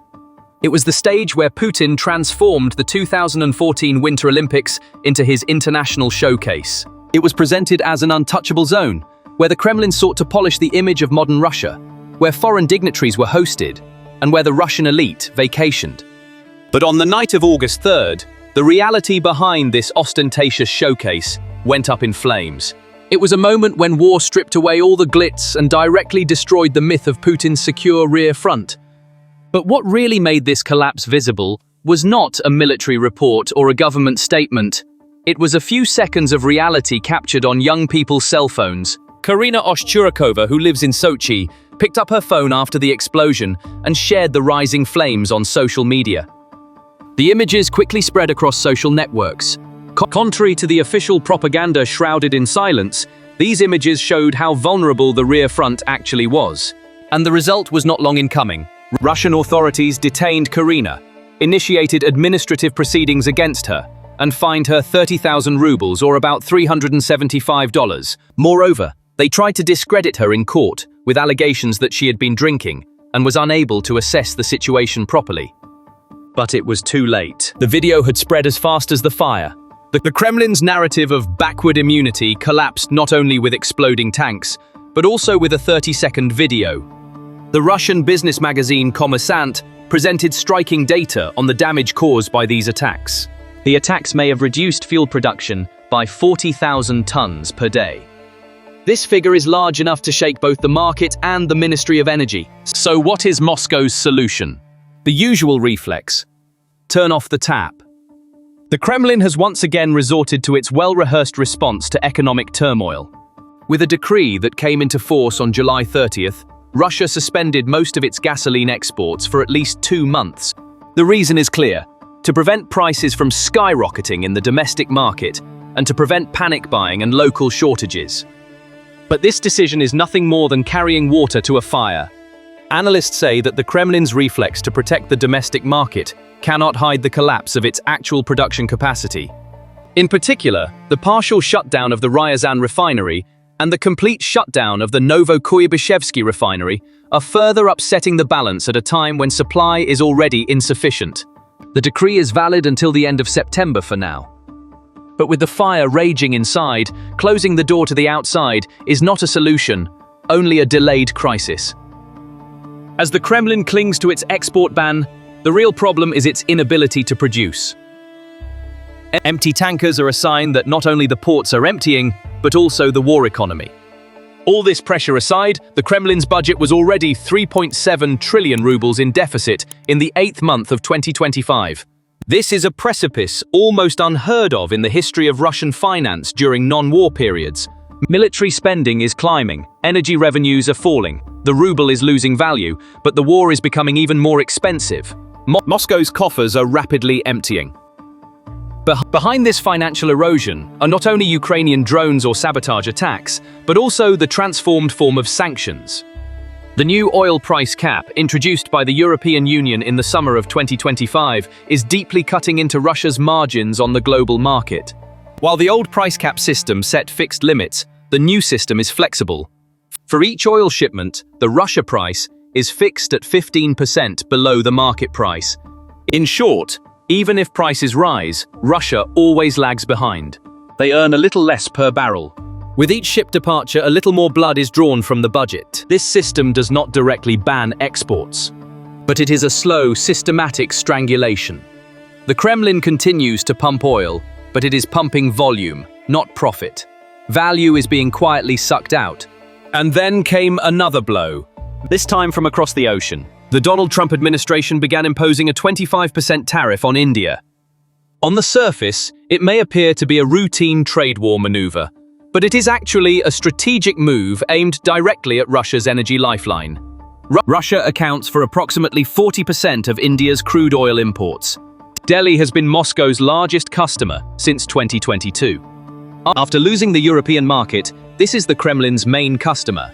But if India does not want to shoulder this customs burden, or slows down its purchases from Russia under pressure from Washington, the Kremlin's last major stronghold in energy exports could fall. This would not be a loss, but a collapse. Moreover, it is not so easy to fill India's place. China has already secured large discounts. Turkey can only make limited purchases. Southeast Asian countries have insufficient refining capacity. Europe has already closed its doors. In this equation, the Kremlin no longer even has time to look for new buyers. But the war demands more resources. But the economy can now offer less. The fronts are expanding, the need for ammunition is increasing, and human resources are insufficient. But the Kremlin's coffers can no longer keep up with these demands. Sanctions do not blow up tanks, but they slowly wipe out the fuel for the tanks, the gunpowder for the cannons, and the salaries of the army. Their effects are not chaotic, they are debilitating. They are silent, but persistent. A war machine does not necessarily have to be destroyed. It is enough for it to be exhausted, and that is exactly what is happening. Russia can still produce, sell, and even use weapons. But the real cost of these weapons is approaching a point where it can no longer be met. Every bullet, every missile, every drone attack now burns not only a target, but also an item in the budget. Oil used to be the antidote to every crisis. Now even its price is not enough. It is no longer a question of getting rich, but of survival. The financial foundation that once provided unlimited support for Putin's war is now slipping away from under his feet, step by step. The state coffers can no longer buy weapons, let alone time. And winter is coming. The Kremlin does not have the resources to change the course of the war, but it cannot afford to lose. Caught in this dilemma, Moscow may suffer a heavier blow in the coming weeks, not in a military war, but in an economic one. Because every war is lost first with numbers, then with cities, then with fronts. Now that first stage is nearing completion. What are your thoughts on these developments? How do you think Russia's economic deadlock will affect the war? Don't forget to share your thoughts in the comments. Don't forget to subscribe to our channel and like the video. We will continue to share new developments with you as they emerge. Until next time, stay safe. Vladimir Putin is no longer just on the defensive. He is in the midst of an all-out alarm. I'm disappointed in President Putin. On the one hand, US sanctions are hitting the nerve centers of the Russian economy. Yeah, we're going to put sanctions. I don't know that sanctions bother him. On the other hand, Ukraine's attacks have already wiped out about 20% of Russian refinery capacity. What's more, the latest threat to Putin's economic lifeline is not a one-off pressure tactic. It is the final link in a strategy that has been quietly woven and gradually tightened over the years. Now, Putin is cornered by US sanctions. For Putin, it is no longer easy to sell oil to his allies, escape Ukraine's attacks, or circumvent US sanctions. Since last year, Russian oil barrels have begun to change hands in Asian markets, with increasingly larger discount labels. In the international banking system, the term secondary sanctions has turned into a red line for credit committees in cautious countries. Transactions with Russia have been moved to the high-risk category, and the US's second round of sanctions hit the Moscow stock exchanges. So, which date, which decision, and which mechanism shattered the Kremlin's financial backbone? To which new breaking point is this chain heading? Everything broke on June 13, 2024, when Washington added the Moscow Stock Exchange and its critical infrastructure components to its sanctions list. On the same day, the Moscow Stock Exchange halted dollar and euro transactions, currency formation shifted to over-the-counter markets, and transparency plummeted dramatically. The screens went dark on the exchange, and the market moved to over-the-counter (OTC) trading. Russian institutions are now setting prices among themselves, but the loss of a common reference point is pushing the pricing of exchange rate risk and corporate balance sheet planning into a more uncertain territory. This move should be read as a direct blow to the financial infrastructure. It is not the exchange rate itself that has changed, but how, where, and by whom it is determined. In the same document, the Treasury issued guidelines drawing thick red lines for foreign banks on which transactions expose you to secondary risk. In short, the exchange rate board has gone dark, and compliance units on the other side are flashing red. The June 2024 update turned another critical key. OFAC expanded its definition of Russia's military-industrial ecosystem. Significant relationships with all blocked individuals and entities under Presidential Executive Order 14,024 now pose a secondary sanctions risk for foreign banks. The practical result of this has been extra controls, delays, and increased costs in open account, letter of credit, correspondent banking, and swap processes in many markets, including China. Some banks have become cautious in certain areas, while others have seen a sharp increase in price risk premiums. In other words, the cost of doing business with Russia suddenly rose not only as a potential penalty, but also as operational friction, which reduced the flow of financial pipelines. This package also imposed restrictions on invisible areas such as IT services, narrowing the bypass channels on the software-hardware side of supply chains. Sanctions began to target not just the asset itself, but also the supporting layers that enable it to function. In January 2025, the pace accelerated once again. The Treasury implemented a broad package targeting the energy sector and the maritime financial bridges that support it. Risk warnings, restrictions, and direct listings were issued for hundreds of ships and service providers, including major producers and intermediaries. The logic was clear. Russian barrels must pass through a series of gates, insurance, financing, routing, flag, and port services to reach global markets. If you lock each of these gates individually, even if a barrel leaks through, costs rise in the freight insurance service triangle and discounts deepen. The same approach was implemented throughout the year through strict monitoring and updated compliance guidelines based on the G7/EU/UK price cap coalition recommendations. Fine-toothed filters targeting grey areas such as takeover flag management transfers were introduced in tanker sales. As a result of all these actions, even if the shadow fleet finds a way through, it now operates at a higher cost, with greater risk and at a slower pace. By July 2025, Europe had tightened the cap mechanism to a stricter level. The reference price for crude oil was updated to 15% below the market average, with a benchmark of roughly $47.6 per barrel being discussed. In the same week, London added 135 tankers operating in the shadow network to the list in a single move. Regardless of the ship's flag, name change, or ownership structure, the appetite of secondary actors wanes as soon as service, insurance, and port access become risky. The ceiling was theoretically established with the logic of let sales continue even if revenue decreases. In practice, it operates as a machine that increases discounts to suppress budget revenue while driving up transportation and financing costs. Therefore, the phrase "sales are continuing" does not paint the whole picture. The price, costs, and payment terms determine the bottom line. The real turning point in August 2025 was when diplomacy and the energy war converged at the same table. When the US Special Envoy landed in Moscow on August 6th, he brought with him not only diplomatic courtesy, but also a message that would touch the Kremlin's nerve endings. The envoy was Steve Witkoff, a well-known businessman. Accompanying him was Korylo Dmitriev, one of Russia's behind-the-scenes heavyweights and Putin's trusted shadow advisor. Official statements remained dry and distant. Kremlin spokespeople acknowledged that the meeting had taken place, but shared only two headlines from the content. The first was the war in Ukraine, and the second was a vaguely defined possibility of a new US-Russia strategic partnership. Then, Russian foreign policy advisor Yuri Ushakov made a brief but noteworthy statement to the press. "We sent some signals on Ukraine, and in return, we received signals from President Trump that were in line with those signals." This statement was not a concrete result in diplomatic terms, but rather a maneuver to buy time. There was no concrete agreement or a feasible ceasefire schedule. Although the Kremlin described the meeting as constructive, what was discussed behind the scenes went far beyond the official statements.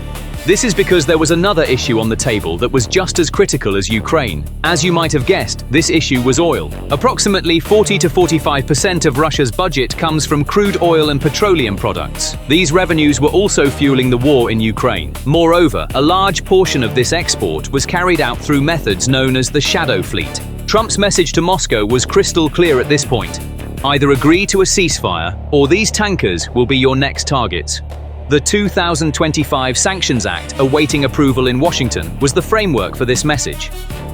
The bill, which has the support of both parties, gives the US president the authority to impose tariffs of up to 500% on any country, including China and India, that continues to purchase Russian oil. This is not just about making Russian oil more expensive, but effectively excluding it from the global market. Donald Trump recently made the limits of this pressure clear. If oil prices drop by another $10, Russia will have no other option.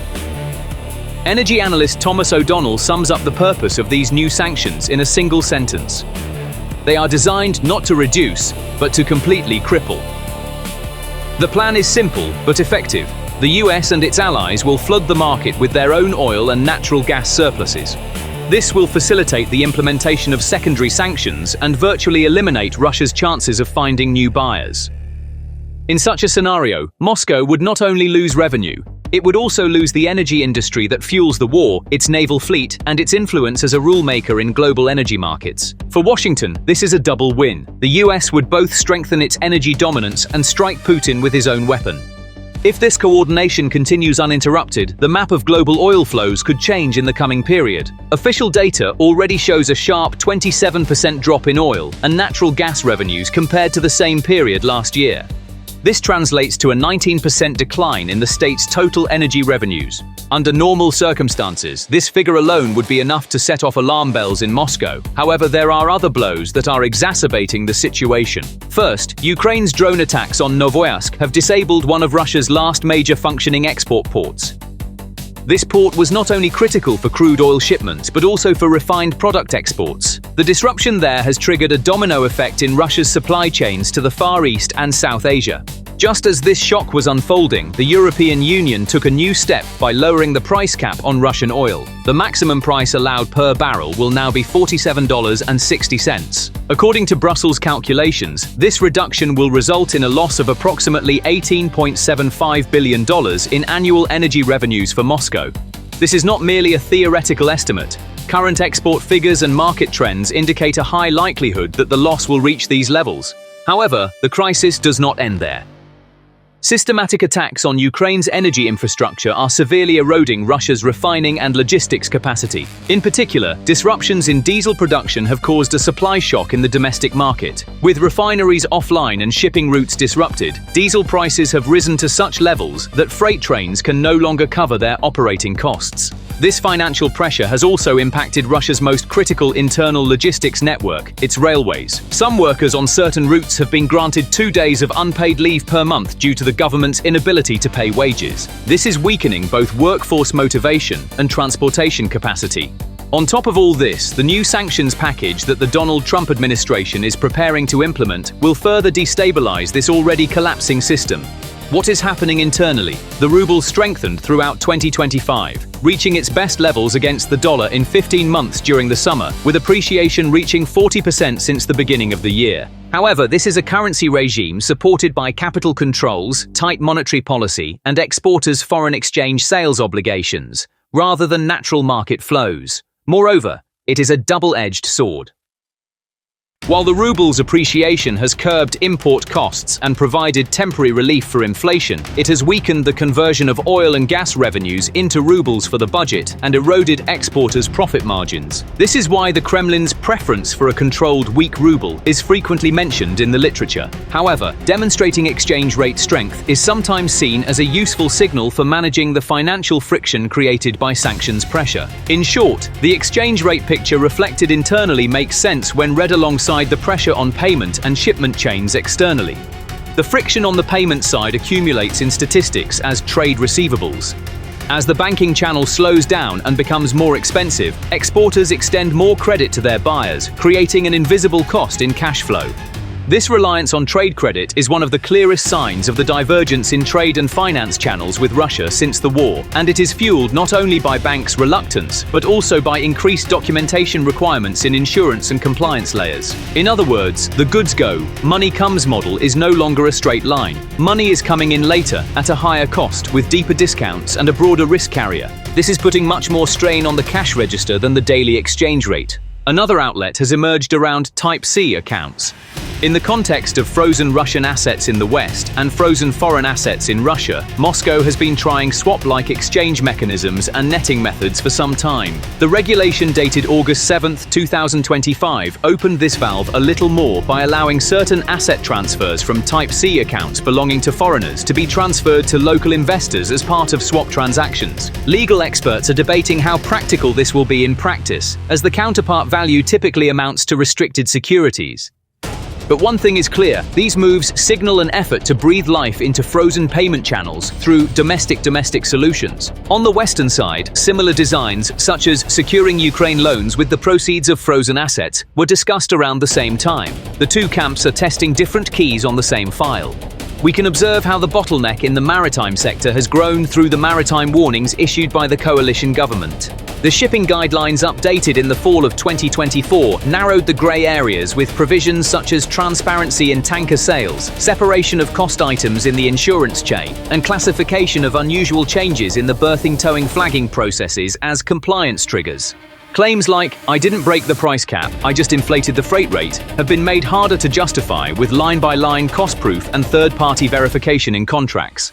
This means that the shadow fleet has hit a thicker wall both legally and operationally. The question, has all this turned into panic in Moscow, is frequently asked. The official language is based on resilience and adaptation, but the data says price discovery has become opaque, shipping costs have increased, and payment friction has grown.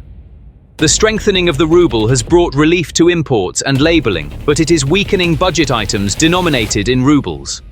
Exporters' profitability is caught in the middle of the exchange rate discount freight trio. On the financial side, attempts to unlock the situation with national solutions like Type C are proceeding with the logic of "we'll settle the frozen assets abroad through swaps," while the returns on frozen assets abroad are being debated. In the maritime sector, the cost of ship service insurance services is rising as London and Brussels tighten their caps. This raises new questions for Asian buyers in terms of the price advantage plus risk premium equation. The Kremlin is responding to this pressure through three channels: currency and capital controls, domestic financial swap solutions, and a shift in the direction of exports.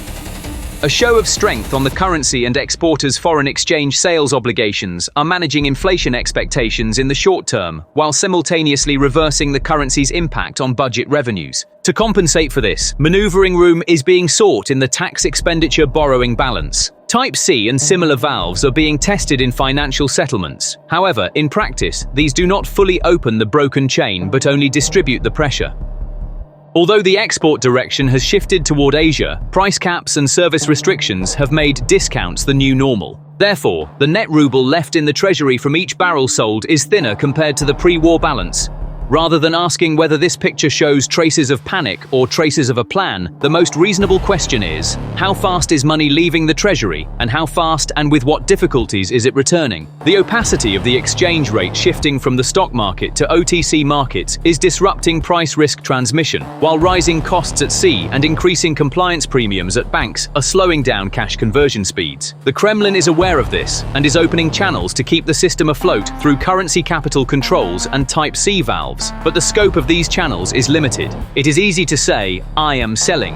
But what really matters today is, under what conditions am I collecting, in how many days, with what risk premiums, and at what exchange rate am I recording it in the budget? The shield may continue to work, but its strength depends on how much the vault is leaking.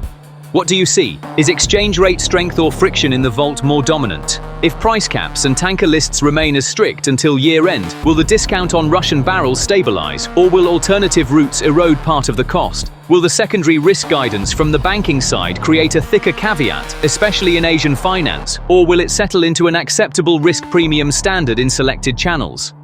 Share your thoughts below. Let's enrich the discussion with data. If you found this narrative useful, subscribe, like, and share to help us set the rhythm for new episodes together. Thank you for watching.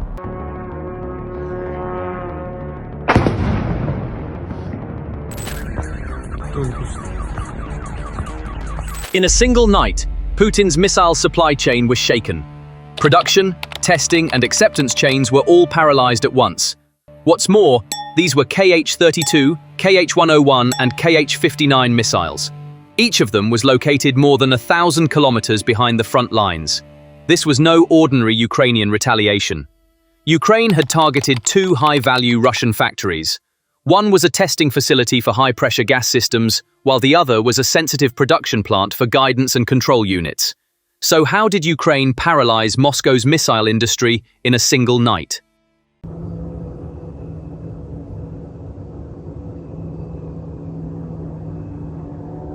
On the evening of August 11, 2025, long-range drones affiliated with Ukrainian military intelligence targeted a helium facility in Orenburg.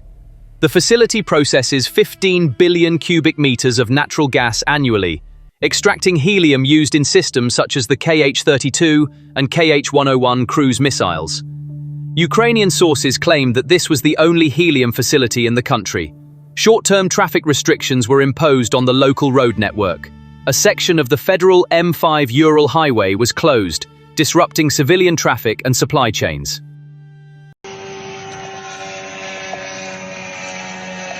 On the same night, drones affiliated with the Ukrainian security service struck a missile component factory in the Arzamas region of the Nizhny Novgorod Oblast. Here, the K-051 Ateletsil navigation system for the KH-32 supersonic missile, BDG-1M gyroscopes for the KH-101 cruise missile, and ASL-1 firing systems for the KH-59 are produced. These are key components of Russia's long-range missile arsenal and are already in short supply. The operation's backbone remained intact because the target was clear. The rule of 1 to 3 attack drones per target was not violated. Multiple platforms in the terminal phase mean unnecessary risk. A small number of platforms targeting the correct modules means a more consistent effect. Lyuty was chosen as the deep target. Thanks to the integration of the global navigation satellite system and the inertial navigation system, deviation was kept to a minimum even on long-range routes. It transitioned to a soft dive in the terminal phase. It targeted critical equipment with warheads in the 50-75 kilogram class. Boba, thanks to its ramp launch profile, deployed without a runway and tested the weak points of the electrical control system with a 20-kilogram payload. The thermal imaging and operator control window introduced in the latest upgrades make it easier to locate the correct panel, cable gallery, and OG cell. How are they managing with such intense electronic jamming is a natural question. The answer is simple. The jamming effect is neutralized by the INS and terminal visual control. Low-altitude flight also reduces the radar horizon. This technical framework fits the nighttime construction preference for low volume but high accuracy. The Orenburg leg was a critical test. 3 Lyuty entered 3 separate weak points. These points were the compressor island, cryogenic lines, and the filling ISO container yard. There was no rush to prevent a major explosion. The aim was to disrupt the test acceptance rhythm with short but effective stoppages. 2 medium-intensity explosions on the cryogenic and compressor sides, combined with a third hit, trigger the safe restart processes. These processes are measured in days, not hours. In addition, leak tests, pressurization, and inert purge steps are repeated before each restart. At the end of the night, a picture emerges that is of great military significance, but only partially visible to the civilian eye. Even though the facility appears to be operating, quality cycles on the production and testing side fall behind. The information that the target in Orenburg was a helium facility was provided by Ukrainian intelligence sources. On the same night, official statements were made regarding drone jamming across the country. The answer to the question, "Is helium really that important?" is clear. Helium is the silent but essential gas of the rocket and missile world. It pressurizes fuel and oxidizer tanks. It safely performs the inert purge of lines and tanks. It makes leaks visible in leak tests. It circulates without contamination because it remains inert even under cryogenic conditions. For this reason, it is the standard pressurizing and purge medium in many engine line designs. There are alternatives, but they do not work with the same efficiency and safety. This scientific framework has been described for years in open technical literature and agency statements. Therefore, even a short interruption in the helium line is enough to disrupt the test acceptance cycle. This is what Orenburg's move was playing on. The aim was to disrupt the rhythm by disrupting the verification steps, not production. In this context, the question arises, but doesn't Russia have liquid helium production in Amur? Can't it cover the shortfall from there? Amur GPP has announced regular shipments via ISO containers since 2023. This technically weakens Orenburg's position as the sole source. However, shifting the supply source increases friction. Distance, insurance, internal transportation, purity pressure regimes, and quality acceptance synchronization. This means delays in the delivery schedule. That's how the engineering worked at night. The Azimuth branch focused on guidance and precision electronics. 2 Liuchi were sufficient. The goal here was not to pour concrete, but to shake the calibration accuracy. The claim that the facility is linked to control gyroscope equipment used in the KH-32 and KH-101 families has been circulating for some time. Sanctions lists and open-source product portfolios support this match. That night, the regional governor reported 1 dead and 2 injured. This indicated that the shift schedule was active and the calibration acceptance chain was caught in action. For those asking, what difference does 1 or 2 hits make? The answer is clear. If the cleanroom regime is compromised, smoke and fire suppression residues enter the room, and revalidating the same room can take weeks. Stabilizing the accuracy level of an IMU is harder than rebuilding a wall. That was the goal for the night. In the Nizhny industrial belt, the Boba trio was deployed to expand the defense horizontally. An OG cell, a control cabin, and a short cable gallery were selected. The loads remained in the 20-kilogram class. The goal was not to measure failures in hours. The goal was to open the entrance window for the Lutis to the Azimuth and Orenburg axes that same night.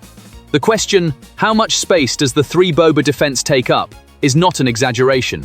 At low altitudes, the radar horizon detection window is pushed to the last minute. The density of turreted and roofed pantsirs around Moscow is well known, but it is expensive to set up the same thickness of umbrella in the provinces.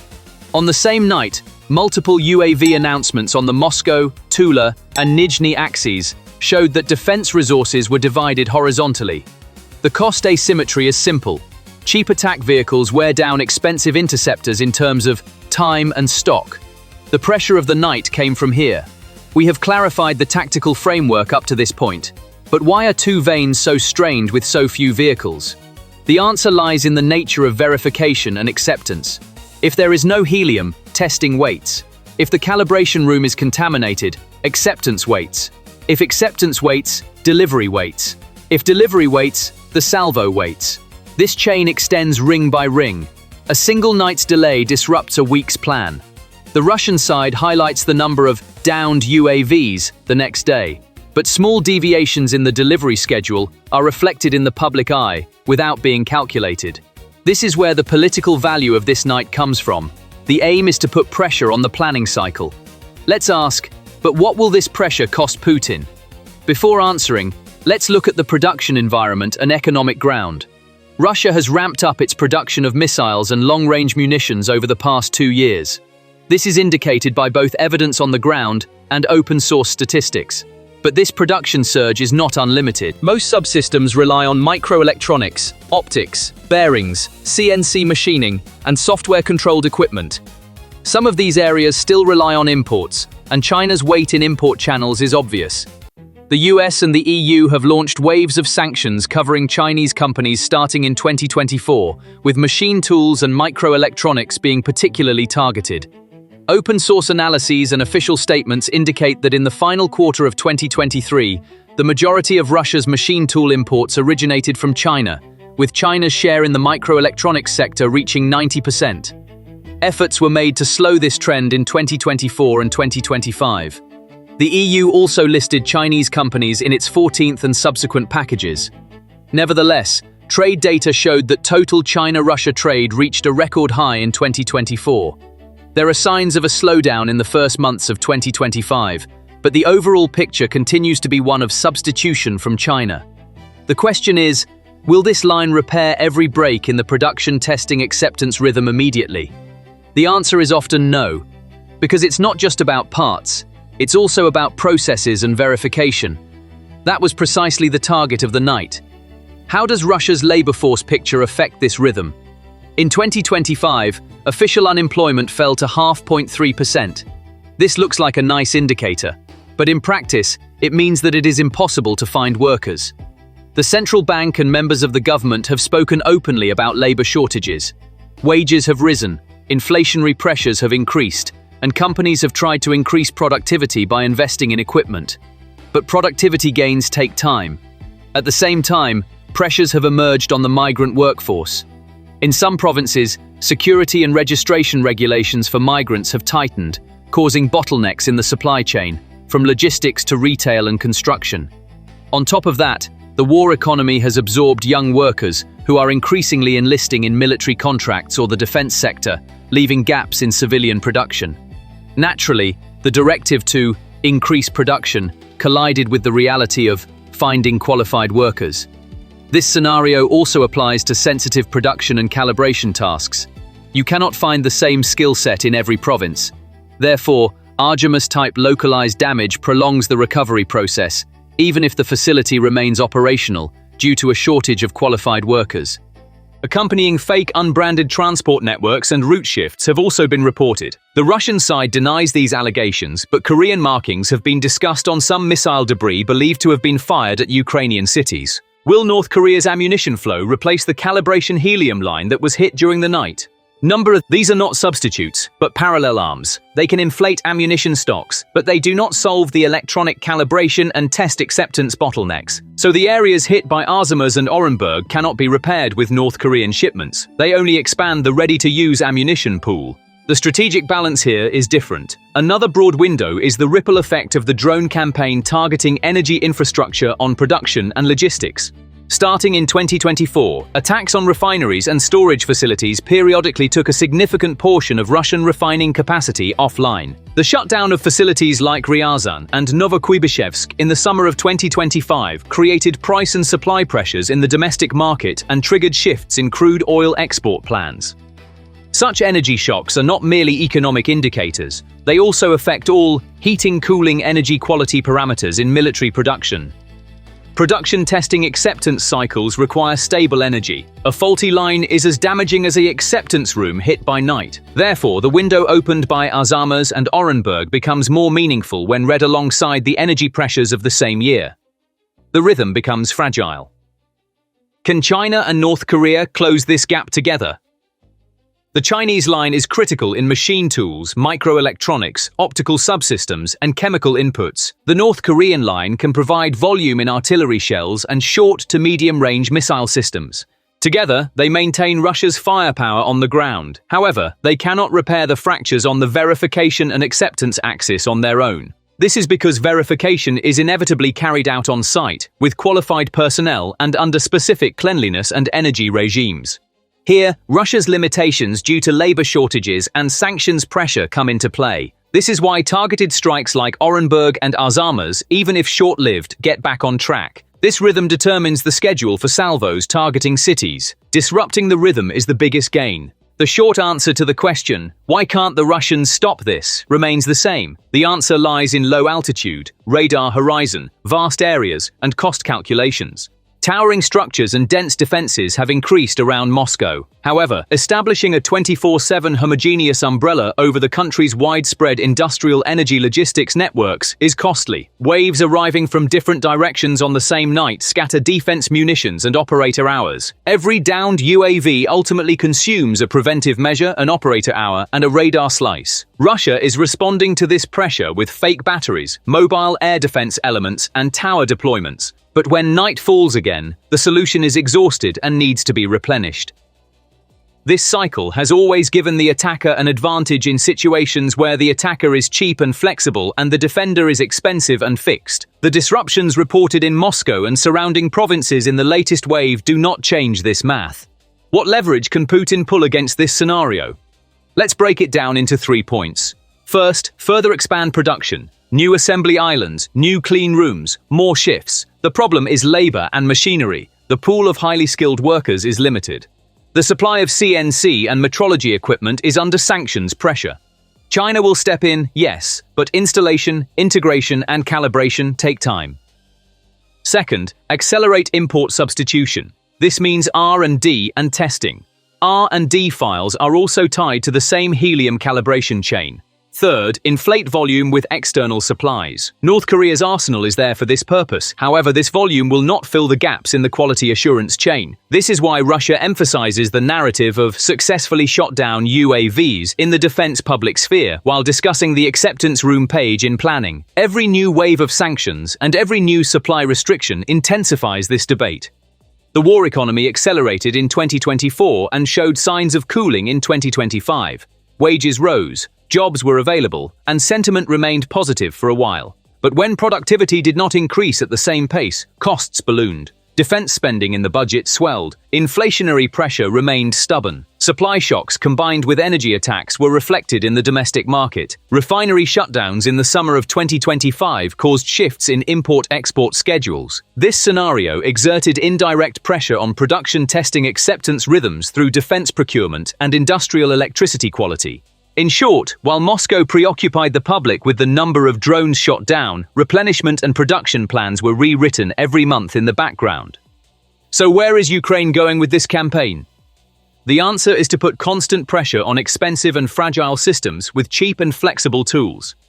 It wins not with occasional big explosions at night, but with repeated disruptions to the rhythm. It works on the helium line, calibration rooms, and energy control nodes during the day and pushes them to the limit at night. It forces the defense to spread out across the country. This necessity consumes ammunition and operator hours. Even every successful interception is expensive and reduces stocks. At the end of the month, the balance sheet is not written by the number of buildings destroyed, but by the number of preventive measures that have come to nothing. At the same time, as sanctions against machine tools and microelectronics flows from China increase, Russia's ability to correct its disrupted rhythm is limited. The result is less predictable production schedules and higher planning stress. Will this vice push Putin into a political corner? In the short term, public opinion will look at wage and employment data. The war economy has managed to keep these indicators in check for now. But as labor shortages become more persistent, the wage inflation spiral will take its toll. Pressure on migrant labor will rebound on the economy. New waves of sanctions will add to the costs of shadow fleets and convoluted supply chains. The burden will increase and productivity will decline. Under these conditions, North Korea's arsenal will give it breathing space, but quality bottlenecks and energy shocks will take its breath away. In other words, an economy defense dance of 2 steps forward, 1 step back begins. It is not the one-night picture that matters, but the one-year picture. The night of Arzamas and Orenburg is a small but critical brushstroke in this picture. Let us also ask the question, has Russia not increased its missile production? How much will this strike disrupt the rhythm of the people? Yes, there is an increase in production. New plant expansions, doubled lines, and increases supported by external supplies have been reported. But the increase is not unlimited. As the gap between planned capacity and the quality acceptance rhythm widens, a situation arises where there is stock but few approved products. Moreover, Western-made components, software control solutions, and precision machine tools still play a critical role. The Chinese connection partially closes this gap, but integration is delayed as sanctions and control lists become more severe. The basic reality remains unchanged. The production page does not win on its own. If the acceptance page does not accompany it, the salvo calendar will again be delayed. If this pace continues, the Kremlin will face an impossible choice: either weaken its defense further or watch the foundations of its military-industrial base crumble. How do you think the process might unfold? Your thoughts are very important to us. Please share them in the comments. Thank you for watching. Russia had deployed heavy armor worth approximately $90 million. Ukraine, on the other hand, inflicted over 10 times the damage by using 6 Sabot rounds, 12 HET shells, 16 FPV drones, and 8 Excalibur missiles. Beyond the financial toll, the moral damage was immeasurable. According to Ukrainian General Staff data, Russia had hoped to flatten the tank loss curve in the first 25 days of July, but units trapped in sectors like Sumy and Siversk reignited the upward trend. Moscow's only hope was to accelerate the tank repair and overhaul line through Belarus. However, the F-35 task force deployed between Poland and Lithuania was turning every covered wagon on the Brest-Homel railway into a live intelligence source. Reserve tanks were being hit by drone strikes before they could cross the border. Russian commanders were increasingly vocal in their conclusion that a mass offensive strategy was unsustainable at a stage where heavy armor could not reach the front lines safely. Data on Russian fire intensity around Siversk over the past 2 weeks also confirmed this. The daily average of 800 rounds fired per day had dropped to 500. The ammunition conservation order was presented to field artillery units as a paper plan aiming for the same effective fire with 1/3 of the ammunition. In reality, however, less ammunition meant less frequent barrages, giving Ukrainian infantry more room for bold maneuvers. 2 days after the clash, the 81st Brigade dug 3 kilometers further back behind the defense line to expand tank barriers. They were certain that no Russian artillery remained capable of drowning out the sound of construction machinery. Moscow's initial response to this failed offensive was official silence. There is another point not mentioned in the summary data, but frequently discussed behind the scenes at the front. Russia's own drone defense doctrine is proving inadequate in such conflicts. Since no Orlan-10 or Zala reconnaissance UAVs were deployed over the convoy, the approaching FPVs were able to dive freely onto the vehicle tracks. The reason is an electronic warfare vulnerability. The Stavropol signal attack had hit Russian jammer equipment production. It was said that it would take days to see the results on the ground, but the Siversk raid reduced that to hours. The lack of damaged radar jammers at the Kret facilities left the convoy virtually exposed. By the middle of 2025, the real picture on the battlefield had become increasingly alarming for Russia. While some tactical gains were made, the cost of these gains had reached unsustainable levels in terms of both human lives and military equipment. According to data compiled by Western intelligence services and independent analysis organizations, Russia's total losses exceeded 1 million. Approximately 500,000 of these were soldiers who either died in combat or were wounded so severely that they could not return. This is not merely a statistic. It is concrete evidence of the human cost of the war and the depletion of Russia's military personnel reserves. Material losses further compound this grim picture. Since February 2022, approximately 10,000 tanks and over 13,000 artillery systems have been destroyed on the battlefield. The majority of these were neutralized by Ukraine's increasingly precise drone strikes, Western-made long-range munitions, and advanced counter-battery tactics. In particular, since 2024, precision munitions such as Hei-Arez, AASM Hammer, Excalibur, and Storm Shadow have rendered Russian armored units virtually defenseless on the front lines. However, what is even more striking is that these losses cannot be offset by the production capacity of the Russian military-industrial complex. Relying on Soviet-era production infrastructure from the 1980s, the Russian defense industry is struggling to mass-produce high-tech and high-quality systems.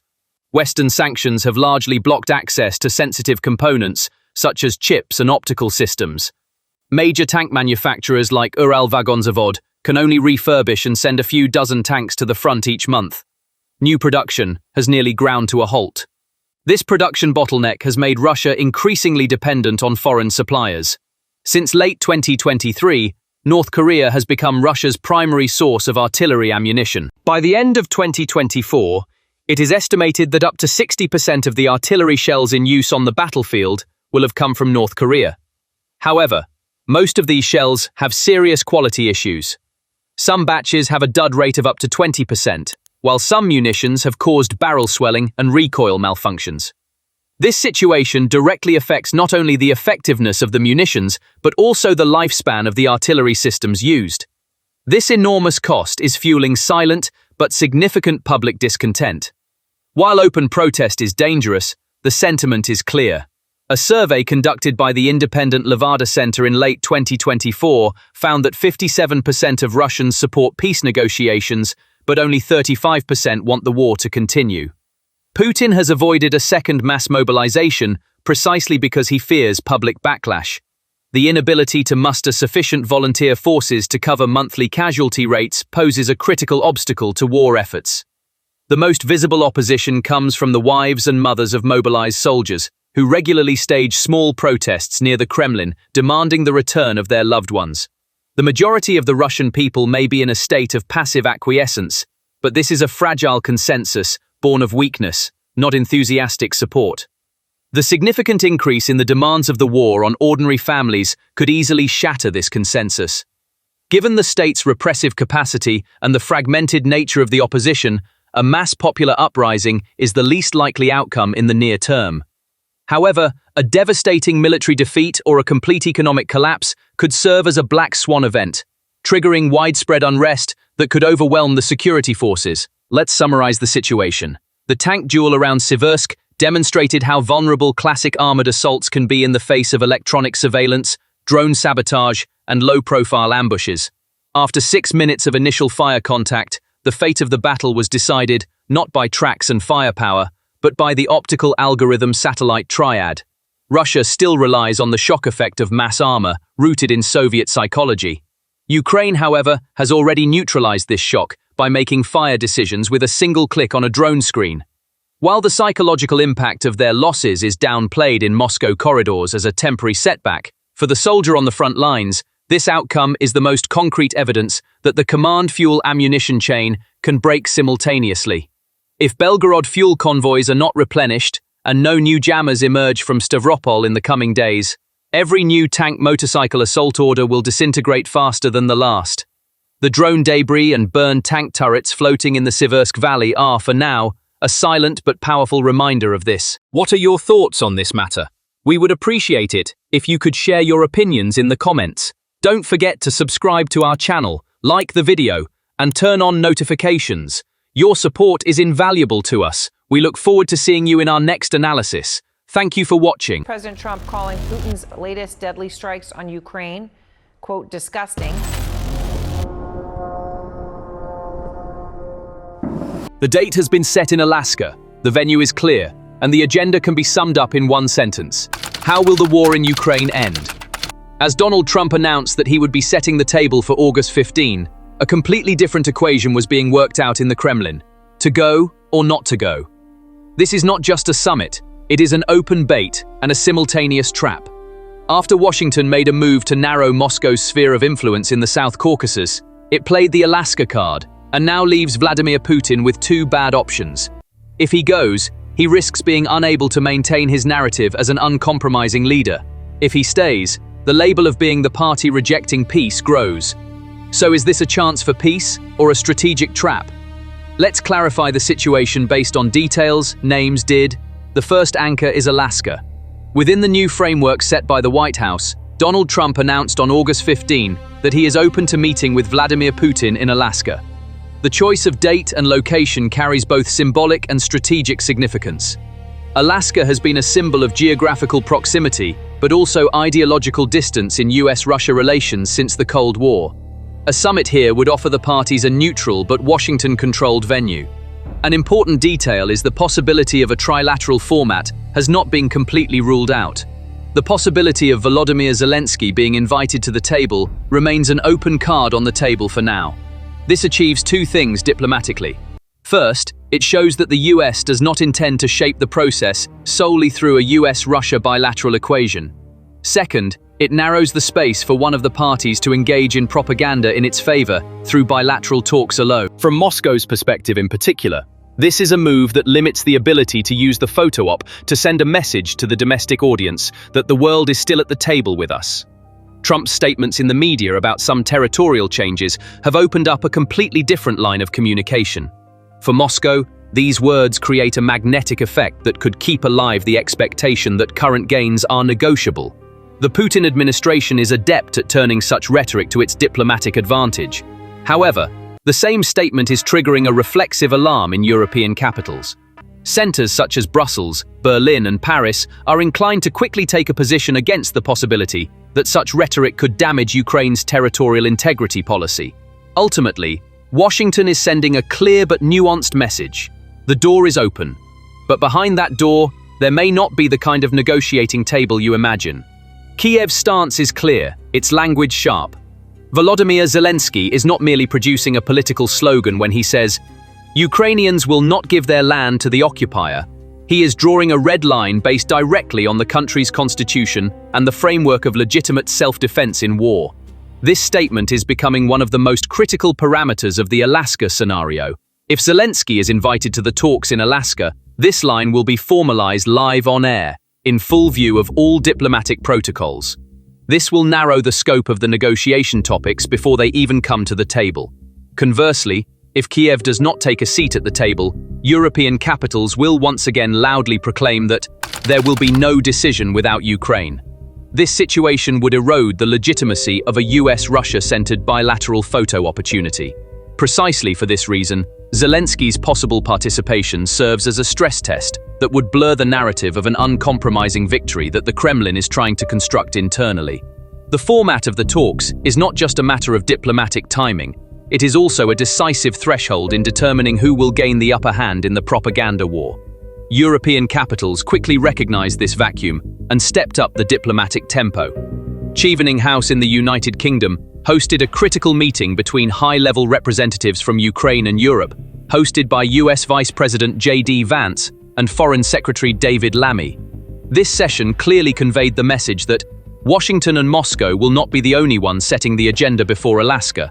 We are also at the table. At the same time, successive statements from Europe emphasize that Ukraine's interests must be protected and Kiev must be at the negotiating table. This rhetoric transforms the possibility of the summit being reduced to a bilateral photo opportunity between the US and Russia into a politically costly scenario. At this point, we need to look at the other side of the coin. On August 8th, at the White House, a peace agreement signed between Azerbaijan and Armenia under US mediation reignited a file that had been frozen for years. This signature was not only a step towards softening the dispute between the two countries, it was also a move that declared Washington's direct strategic weight on the issues of route and corridor. Tehran's response was swift. Iranian media outlets carried threatening statements targeting the planned transit route on their front pages. Moscow, however, chose a much more cautious tone, blending messages of satisfaction with warnings against external intervention in the same paragraph. These differing tones confirm regional expectations that the balance of power in the South Caucasus may be shifting. Ultimately, while keeping the Alaska card on the table, Washington has simultaneously launched a second strategic move that will narrow the Kremlin's room for maneuver in the Caucasus. The delicate balance here lies in the hidden nature of Alaska as bait. The phrase land swap is flexible enough for the Kremlin to sell to its domestic audience as our current gains are now on the negotiating table.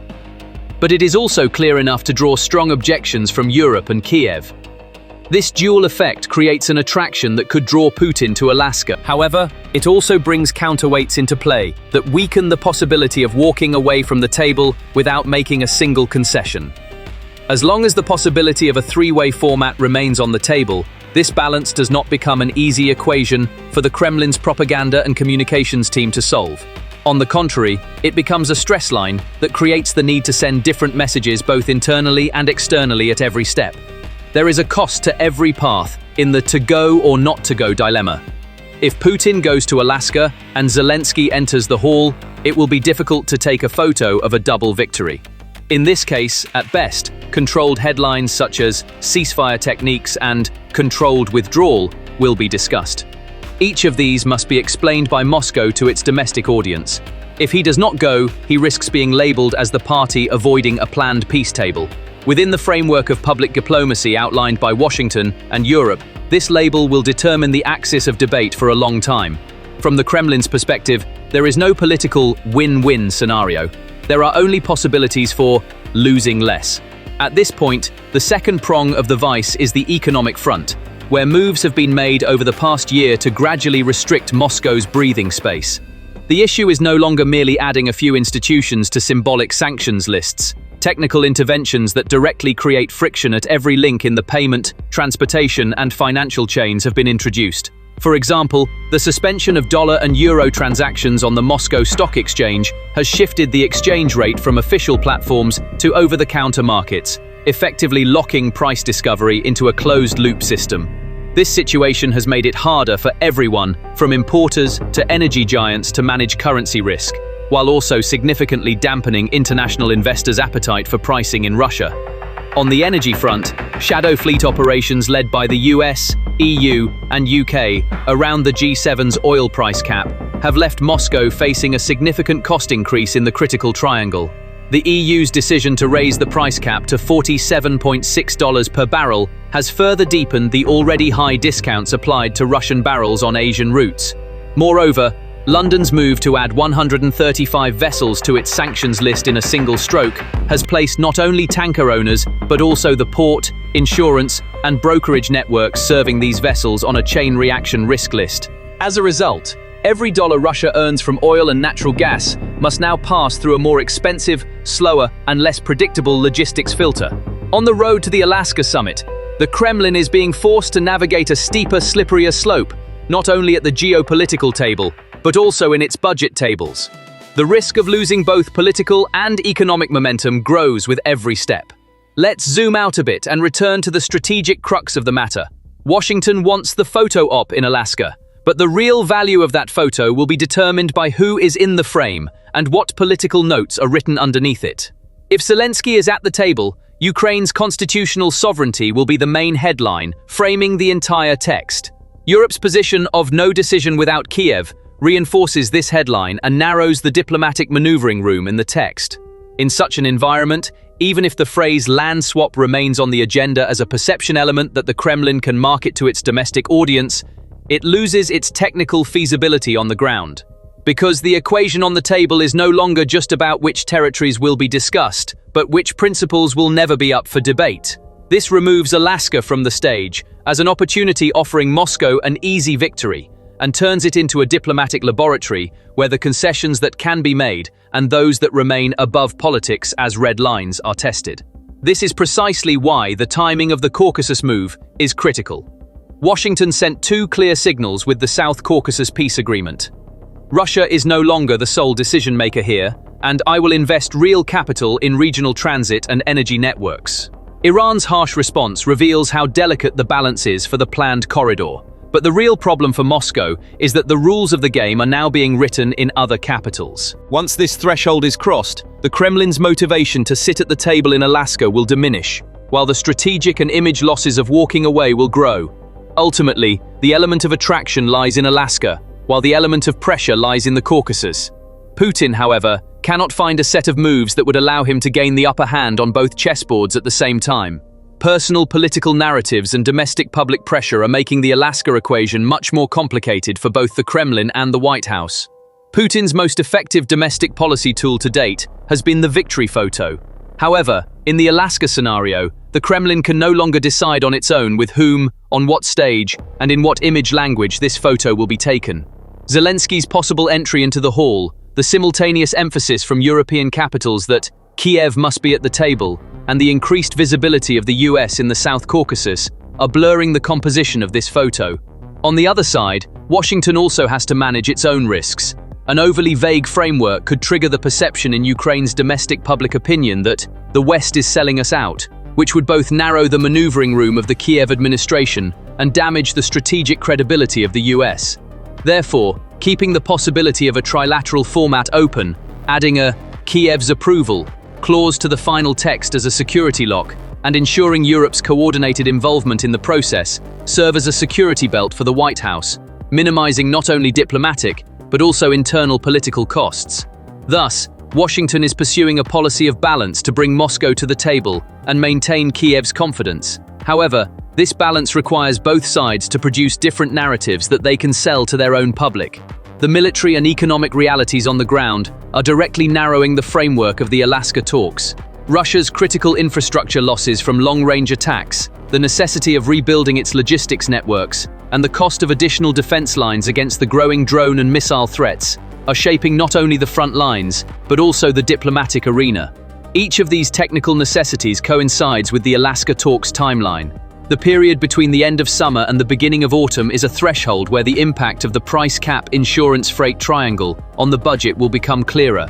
As winter approaches, the squeeze between currency instability and the budget deficit, along with the friction building up in payment channels, is turning the option of buying time into a costly luxury for the Kremlin. If a text written in engineering language such as ceasefire procedures, monitoring mechanisms, security parameters emerges from a table where Zelensky is seated, the Kremlin will be forced to radically revise its internal narrative. In domestic politics, the victory photo will give way to the defense of a controlled ceasefire.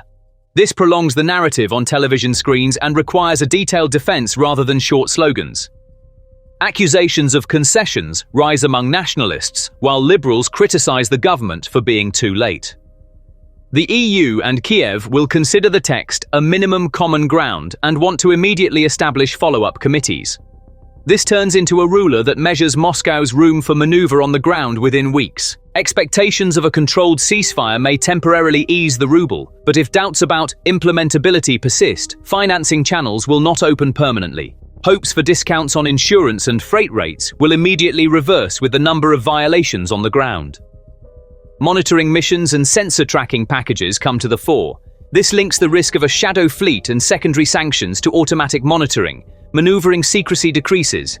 In the short term, tensions will ease, but the Kremlin will be forced to engage in a long persuasion campaign at home. The gains are certain, the costs widespread. Bilateral talks and a photo op without a framework are another topic. The Putin-Trump image can be sold domestically as "we stood our ground," but without text, the caveats will follow. The photo will save the day, but the next day the question, "What has changed?" will resurface. Hardliners will be satisfied, while the economic wing will remain dissatisfied. Europe and Kiev will amplify the counter-narrative by saying that the format is flawed. The Chevening line of "no decision without Kiev" will shorten the shelf life of the photo. Without a framework, sanctions will not stop. Pressure on the shadow fleet, tanker insurance, and financial intermediaries will continue. Spreads will widen. The pressure on the ruble and the budget is not easing, only being postponed. Without a signal, the dynamics on the ground will not change. The drone missile cost curve will continue to work against Russia. The result is a symbol for domestic consumption and an empty file for the outside world. The diplomatic gains are short-term, while the economic and military costs are medium to long-term.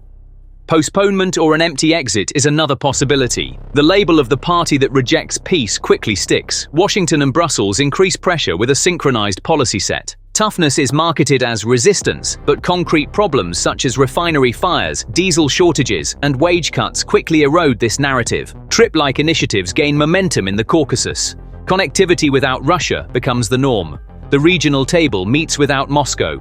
The EU's ceiling reduction and London's tanker lists expand with new rounds. The secondary sanctions risk premium thickens in Asian banks. The determination of the exchange rate on the counter creates an explosion of currency risk in company balance sheets. Ukraine's deep-range strike model continues unabated. Air defense costs rise, supply buffers are thickened, and the pace of the front slows. As a result, the gain time tactic looks attractive on paper, but erodes cash flow and field resilience in practice. Costs accumulate and gains are not generated. No complete victory is written in any of the three finals. From the Kremlin's perspective, the rational strategy is to seek minimum damage. However, the three simultaneous pressure lines, the rule change in the Caucasus, increased friction in the energy chain, and the cost curve on the ground, are turning Alaska from an easy victory zone into a narrow laboratory testing which concessions concessions are possible and which are impossible. The most realistic narrative the Kremlin can sell is not a quick victory, but controlled damage and time sharing. This, however, can only work if the format, text, and timeline are finely tuned.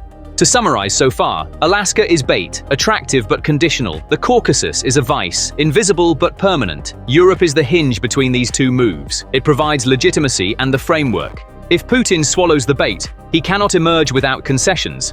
If he does not, he will amplify the label of rejecting peace, and the vice will tighten. That is why, in the coming days, we must look not at the photo, but between the lines. What do you think? Will the Alaska table force the Kremlin to back down, or will it give rise to a knot that carries over to the next round?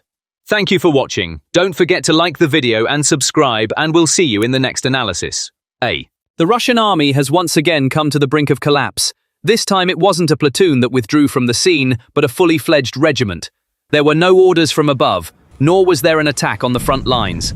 The silence in the trenches was actually an echo of how Russian morale had quietly collapsed. Russia's professional army myth has been buried in digital records. So, in a war where desertion from the front lines is so blatant, what victory could the Kremlin still be talking about? Russia's strategic encirclement plan on the northern front has failed.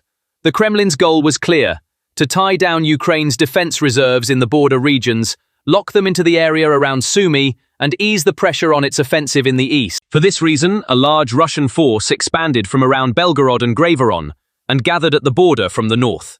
They crossed the border to undermine the flexible harassment doctrine and push into Ukraine's interior. However, they were met not with an unprepared defense but a planned counterattack. Ukrainian ground forces commander Alexander Siversk had anticipated Russia's move months in advance. He established a strong defensive network east of Sumy, particularly along the Kindrativka, Andriivka, and Oleksiivka lines. The importance of this line was not only geographical but also strategic. Ukraine would no longer merely defend its border, it would launch a counterattack at the right time and in the right place. Zelensky and Siversk appeared before the cameras and spoke clearly. "We will no longer just defend ourselves." These words represented not just a change in policy, but a direct transformation of the command structure on the ground. The implementation did not delay. Within days, Ukrainian forces launched precision drone strikes against Russian outposts in the region. This was followed by small-scale attrition raids supported by artillery and drones. It was not a heavy attack, but a controlled tactical pressure designed to push the Russian side into impatience. The Russian side initially thought these attacks were a frontal shock. Therefore, instead of sending large reinforcements to the area, they tried to manage with secondary units to protect their positions. However, Ukraine's pressure lasted not hours but days. As a result of intense attacks, first Kindrativka and then Andriivka fell under Ukrainian control. Both villages are located directly on the road to Sumy. This was not just the loss of two villages, but a breach in Russia's right flank. Now Ukrainian troops are at the gates of Oleksiivka. The village is surrounded on three sides. Armored vehicles of the 117th Mechanized Brigade are approaching from the southwest, while infantry units supported by artillery are advancing from the north and east, breaking through the positions. The Russian defense lines are beginning to crumble. The number of retreating soldiers is increasing.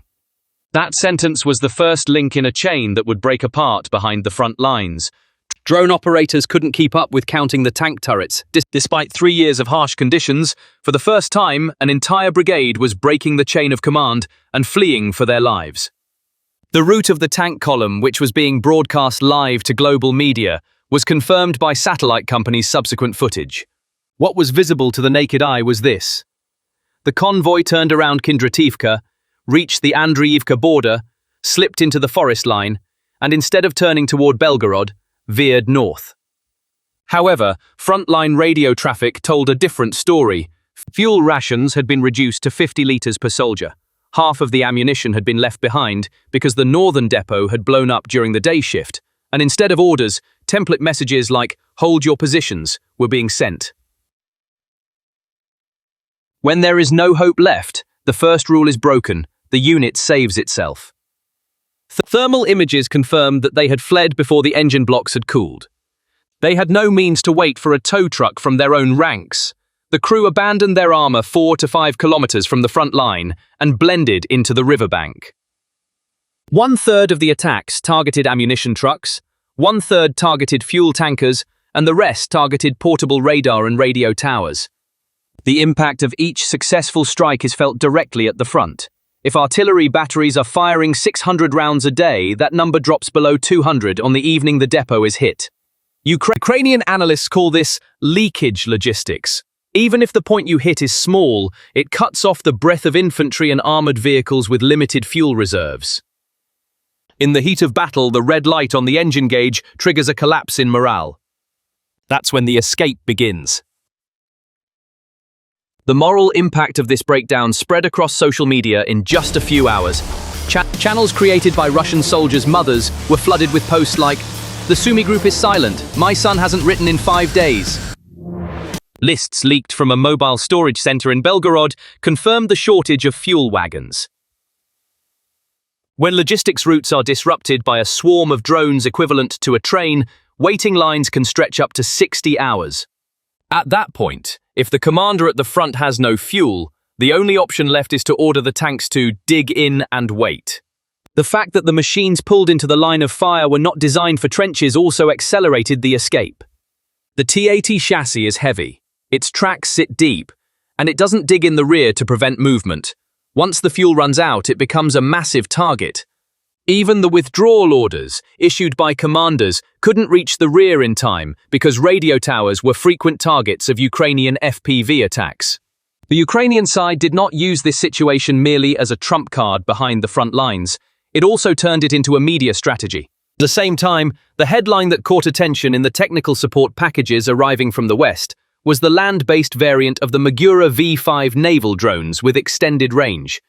The new kamikaze swarms, designed to strike fuel tankers, not in open terrain but at river crossings inside the border, were equipped with additional target classification capabilities, thanks to a software update. They could now distinguish between tankers, heavy tanks, and open wagons. On the contrary, Russia remains silent. However, officers on the front lines say that this expansion is militarily unsustainable.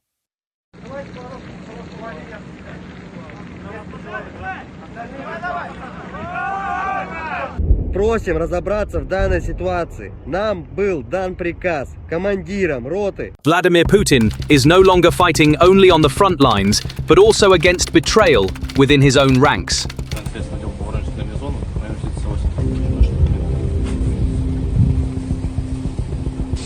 Beyond the trenches, another front has opened, where trust has collapsed and loyalty has been shattered. Russian soldiers are secretly communicating with Ukraine, leaking coordinates and even targeting their own commanders. Could this be a sign that the army is rotting from within? Ukrainian front commander Alexander Sirsky has ordered a tightening of defenses, particularly along the Kamyansky line, in response to increasing pressure from Russia. In accordance with this order, the 210th Separate Assault Regiment and the 118th Separate Mechanized Brigade have launched active counterattacks along the defense line extending to the Orikhiv region. Ukrainian troops are not only defending their positions, but also exerting constant pressure to halt the Russian advance. But amid these clashes, another front has opened that could influence the fate of the war. The psychological and intelligence fronts are more active. A Russian soldier belonging to the 57th Separate Brigade in the Zaporizhia region secretly reported the location of his unit's camouflage T-62 tanks to Ukrainian forces. Shortly after these coordinates were relayed, the tanks were targeted and destroyed. The tanks were destroyed not only physically, but also as symbols of the Russian army's morale. This is not an isolated case.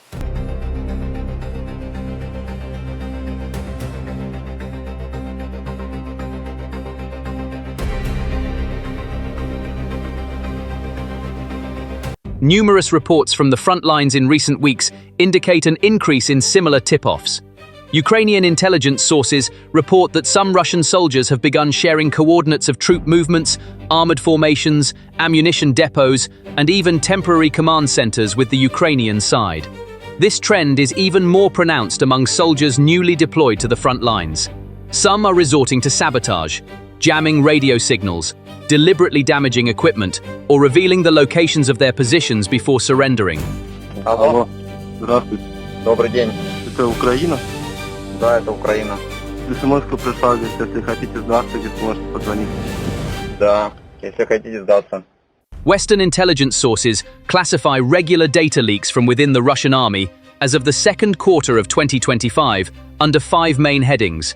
These leaks are no longer random, they are disciplined, systematic, and at a level that will affect the fate of the war. The first heading is location data.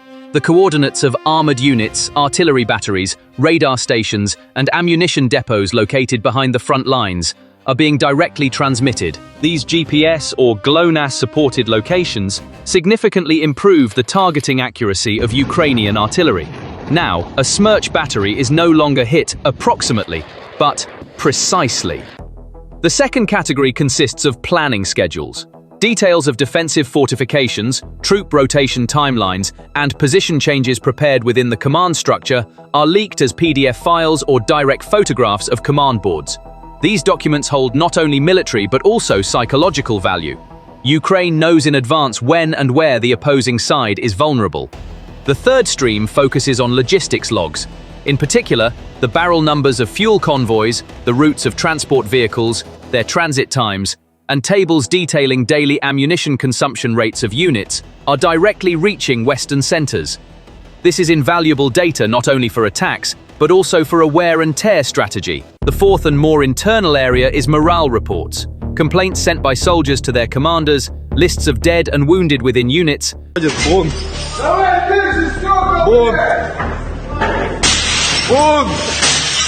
correspondence showing delays in salary payments, and frontline reports paint a detailed picture of the mood at the front. This information is critical in both propaganda warfare and psychological operations. The fifth and most dramatic heading is sabotage. Information is no longer just flowing. Actual sabotage is also being carried out from within. Some soldiers jam their own radios, while others remove the fuses from anti-tank mines. Some guns have internal barrel defects.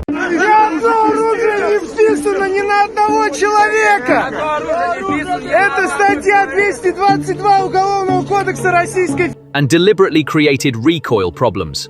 These actions show that the war is being fought not only on the external front, but also on the internal front. 60% of this extensive data flow goes directly to the Ukrainian Ministry of Defense's special encrypted telegram bot called Surrender Hotline. 25% is transferred to joint signal intelligence centers of the United States and the United Kingdom. The remaining 15% reaches Western media directly through various channels. What is the reason behind this betrayal? It is difficult to explain the process leading Russian soldiers to turn their backs on their commanders and their state with a single reason. But behind the cracks on the front lines, 5 fundamental factors stand out. The first factor is a lack of trust in the chain of command. Since the harsh winter of 2024, at least 8 regional commanders have been dismissed. Although the official reasons given are corruption or military indiscipline, the reaction on the front lines is different. Officers believe that the chain of command is no longer shaped by the demands of war, but by political balances in Moscow. The perception that orders are political rather than military in nature is eroding trust in the command structure. The second factor is a logistics and resource crisis. By the summer of 2025, ammunition and fuel supplies had caused serious disruptions on the front lines. Starting in June, some units were reported to have been without artillery support for an average of 4 to 6 hours a day. In a war where their own artillery is silent and fuel supplies are delayed, the soldiers' morale is rapidly declining. What often comes at the expected time of support is only silence. Mobilization fatigue also triggers betrayal. Most of the new soldiers sent to the front with the third wave of mobilization were conscripted without the slightest idea of the nature of the war. Sent directly into combat after less than 2 months of accelerated training, these soldiers' perception of reality is based on short videos they watch on social media. The conflicting content they are exposed to on social media platforms triggers a reflex of questioning rather than propaganda. We must also mention the climate of conspiracy and fear. Disciplinary processes within the Russian army feed the perception that they are being sacrificed on the front lines. By mid-2025, over 1,000 soldiers had been brought to court on charges of insubordination and desertion. These trials have become a kind of warning, especially for those serving on the front lines. A soldier who sees his own officer arrested simply for opposing him now fears not only the enemy, but also the system itself. Finally, family pressure and insecurity are also fueling betrayal. Despite social media restrictions, Russian families are finding ways to learn the whereabouts of their loved ones at the front. In some cases, soldiers' coordinates are tracked via apps downloaded to their cell phones or SIM cards that are sold. But the authorities' efforts to conceal the losses have the opposite effect on families. As trust in the Kremlin rapidly erodes, pressure on soldiers at the front to come back or at least tell the truth is growing. Kiev, meanwhile, is determined to turn these voluntary reports from the front lines into a systematic process rather than random gestures. To this end, the Ukrainian government has established a three-pronged and highly sophisticated intelligence-gathering mechanism. The first prong of the system consists of digital communication channels that are accessible 24/7. Special bots developed on Telegram are designed so that any Russian soldier can easily make contact. For those who want a higher level of security, an anonymous application called Surrender Chat, operating on the Tor network, is available. This system offers an accessible and untraceable way out, especially for soldiers who fear being monitored. The second step involves reintegration centers in Ukraine, where Russian soldiers who surrender or provide intelligence are received. This center, established in Poltava, is structured to operate not only in a military, but also in a humanitarian framework. Soldiers who surrender here are thoroughly interrogated under the supervision of United Nations officials. Those who pass the information verification process are issued an official humanitarian status document. This document protects those who surrender from allegations of war crimes and ensures they are treated in accordance with international law. The third pillar of the system is an openly attractive incentive program. Kiev offers personnel who provide critical information not only temporary protection, but also a long-term life plan. For these individuals, post-war status guarantees, permanent residency in Ukraine, or transfer to European countries are among the options being considered. For young, educated, and technically skilled personnel, this offer represents not only a means of escape, but also an opportunity for a new life. As a result, the system both enhances intelligence flows and deepens the disintegration within the Russian military. The Kremlin has taken panic measures to stop this erosion of loyalty on the front lines. The first of these was the deployment of strict control units called discipline trenches. The task of these units was to confiscate soldiers' personal devices before they could commit treason and cut off suspicious communications at the source. But in theory, discipline turned into oppression in practice. A catch-and-judge mentality began to prevail on the front lines. Soldiers found with unauthorized cell phones in the field are sent directly to martial law courts. So far, 491 cases have been sent to military judges in the war zone. This judicial crackdown is further undermining morale at the front by targeting not only those who leak information, but all soldiers who have confidence issues. The second measure is technological. The Kremlin has distributed a new generation of RF jamming modules, codenamed Rezin Sinyal, to the front lines. In theory, this system is designed to disrupt encrypted data transfers, but the reality on the ground is quite different. Rezin Sinyal only affects messaging apps that operate on certain wavelengths. This means that a photo of a paper map sent from a cell phone or a classic MMS message can reach the other side without being affected by this system. In other words, intelligence can be transported not only with high technology, but sometimes with old-fashioned methods as well. Contrary to expectations, all this repressive environment and technological measures are also having the opposite effect. Some soldiers on the front lines, believing they will face trial anyway, are beginning to see surrender or leaking information as a form of salvation, thinking, since punishment is inevitable, at least I can find a way out. These developments are shaking the image of charismatic commander-in-chief and disciplined army that Vladimir Putin has meticulously crafted over the years. In Kremlin propaganda, the Russian armed forces were presented as a war machine managed from a single center with a fully functioning chain of command. But the betrayals on the front lines and intelligence leaks from within are eroding this image on two fronts. In the outside world, especially in Western media, every new leak is reported with headlines like, "Putin doesn't control the army doesn't control Putin."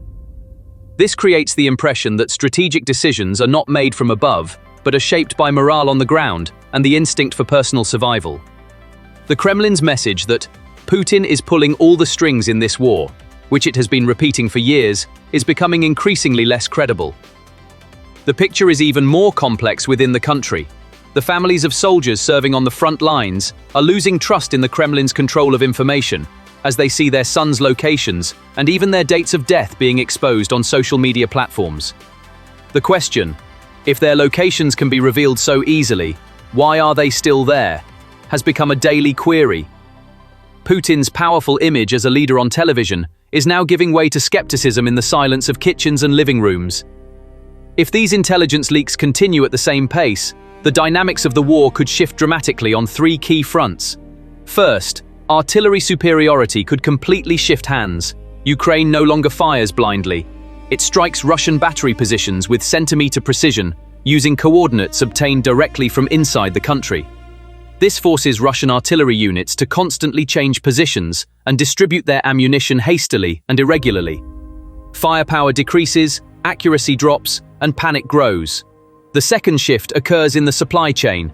Fuel depots, bridges, or train lines that were previously targeted using reconnaissance satellites or reconnaissance flights are now directly targeted using information obtained from inside the country. As a result, logistical costs skyrocket. The number of soldiers and vehicles required to ensure the safe transport of an ammunition convoy doubles. Time is prolonged, risk increases, and the pulse of the front line slows. The third and perhaps most dangerous shift, a breakdown in morale. If the number of soldiers providing information from within or surrendering exceeds 5% of the total personnel, a psychological threshold is crossed. Questions such as, how many others are talking, and who leaked information in the neighboring battalion, spread among the soldiers. This kind of environment of distrust triggers herd mentality. Individual desertions turn into mass defections. The war begins to be lost not only on the battlefield, but also in the minds of the soldiers. Putin will probably resort to economic morphine in the short term to stop this trend. Pay raises for those serving on the front lines, extra compensation for their families, propaganda films with themes of execution for traitors. But all these steps have a common limitation: money. The ruble is now melting as fast as it is on the battlefield. Refineries ablaze from drone attacks, sabotaged railway lines, and now a wave of betrayal rising from within the front lines. Even the Kremlin's last reserves may not be enough to finance this new phase of the war, which is exploding from within.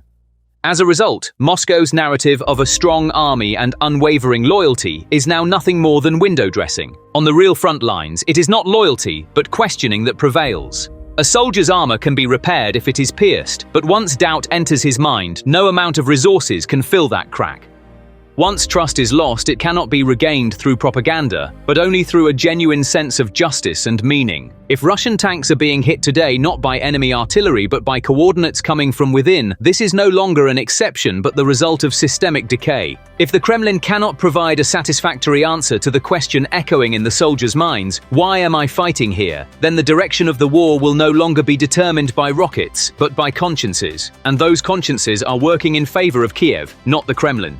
Thank you for watching.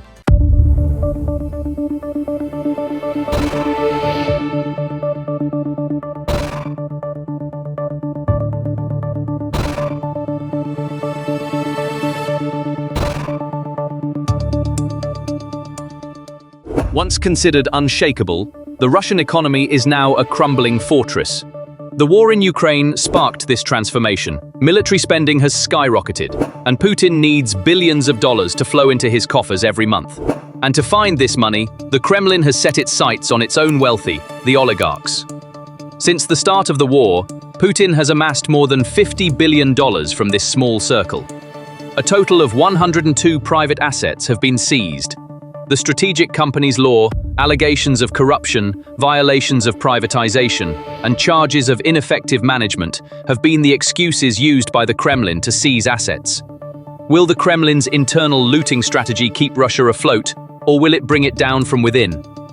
The collapse of the Soviet Union raised hopes that Russia could transform itself into an open, free market economy integrated into the global economy. But widespread corruption, economic turmoil, and crime in the 1990s undermined confidence in democratic capitalism. When Vladimir Putin stepped through the heavy doors of the Kremlin in the early 2000s, the country was literally standing on a pile of rubble. All of the state's strategic assets had been transferred behind closed doors through sham tenders.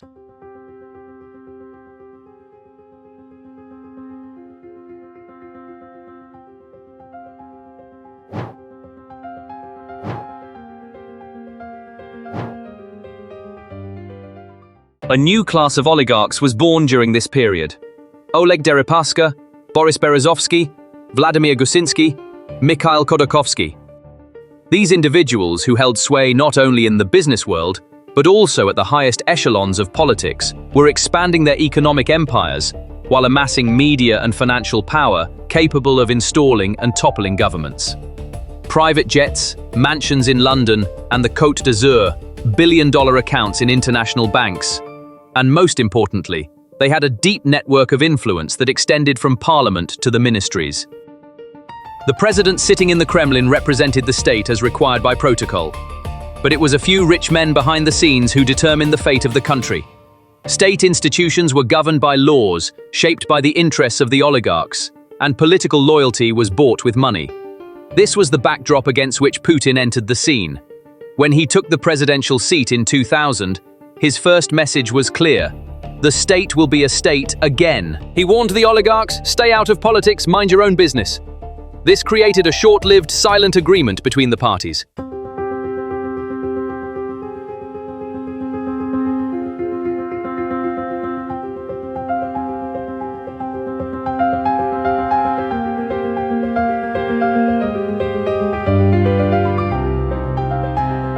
As long as the oligarchs did not cross the red lines drawn by the Kremlin, they were able to protect their wealth and continue to grow in the shadow of the state. In return, Putin provided them with legal protection and a stable business environment, and the country's economy grew steadily, partly due to high oil prices. The Russian leader saw the economy grow from $200 billion in 1999 to $1.8 trillion in 2008. According to International Monetary Fund data, the economy reached $2.3 trillion between 2008 and 2022. But this balance was fragile and cracked at the first opportunity. As Putin rebuilt the state around his own authority, he began to see these parallel centers of power as a threat. The conflict over oil giant Yukos, led by Mikhail Khodorkovsky, marked the beginning of the invisible war between the Kremlin and the oligarchs. When Khodorkovsky began calling for political reform, his billion-dollar company was seized, and he was sent to a prison in Siberia. This was a clear message to others. Politics was the Kremlin's monopoly. From that day on, either absolute loyalty to Putin would be shown, or the entire empire would collapse overnight. Boris Berezovsky also lost his reign for failing to show loyalty. Berezovsky was one of the most powerful businessmen of the 1990s. He was an academic with a background in mathematics, but he made his fortune in the wild capitalism that emerged after the collapse of the Soviet Union. He built a network spanning from the automotive industry to oil giants, airlines, and media empires. His influence was not limited to the economic sphere. He also wielded significant political power, to the extent that he had the ability to decide who would sit in the Kremlin. He was one of the most influential figures behind Putin's rise to power in 2000. Through his television channels and newspapers, he shaped public opinion and directed the pre-election atmosphere in Putin's favor. This collaboration was initially beneficial for both sides. Berezovsky grew his fortune as an oligarch who did not clash with the state and enjoyed the Kremlin's approval, while Putin projected an image of a strong leader with the support of the business community behind him. But the moment when the balance of power shifted came quickly. When Berezovsky began to criticize the Kremlin's policies, particularly regarding the Chechen war and press freedom, Putin's tolerance suddenly diminished. The state targeted his greatest power, the media. The Aut television channel, which he controlled, came under state control through pressure and legal maneuvers. His oil companies and other investments were then surrounded by tax investigations and lawsuits. In 2001, Berezovsky, once one of the Kremlin's most powerful allies, was swiftly declared an enemy. He fled to London, leaving behind a significant portion of his fortune. An arrest warrant was issued against him in Russia. He was tried in absentia. He spent his years in exile conducting political campaigns against Russia, filing lawsuits in international courts, and trying to maintain his dwindling influence. In 2013, he was found dead in the bathroom of his mansion in England. Official reports pointed to suicide. But his close associates and some investigators claimed that there could be a political message behind the incident. Thus, Berezovsky went down in history as both a winner and one of the most dramatic losers of the turbulent and ruthless power struggles of the 1990s. Vladimir Gusinsky, on the other hand, was one of the brightest names among the media kings who rose to prominence in Russia in the early 1990s. He was a former theater manager, but he quickly entered the business world in the post-Soviet economic vacuum. In a short time, he built an influential empire in both the financial sector and the media. His greatest power was the television channel NTV, which set the public agenda, and its extensive news network. Gusinsky was one of the few media moguls who did not shy away from criticizing the Kremlin in his news coverage. Corruption in the Chechen War, scandals within the military, and controversial state decisions were given extensive coverage on NTV. These broadcasts represented a serious challenge to the political climate of the time. With Putin's rise to power in 2000, the Kremlin's policy of total control over the media was swiftly implemented, and Gusinsky became one of the first targets of this new order. In the summer of 2000, the state-owned energy giant Gazprom entered the picture. Pressure was exerted to purchase a majority stake in NTV. During this process, Gusinsky was arrested on charges of fraud and financial irregularities. He was released after a short period of detention, but was forced to sign an agreement to transfer NTV to Gazprom. The Kremlin's move was not only economic, but also symbolic. One of the last bastions of a free press in Russia had fallen. As pressure mounted, Gusinsky fled first to Spain and then to Israel.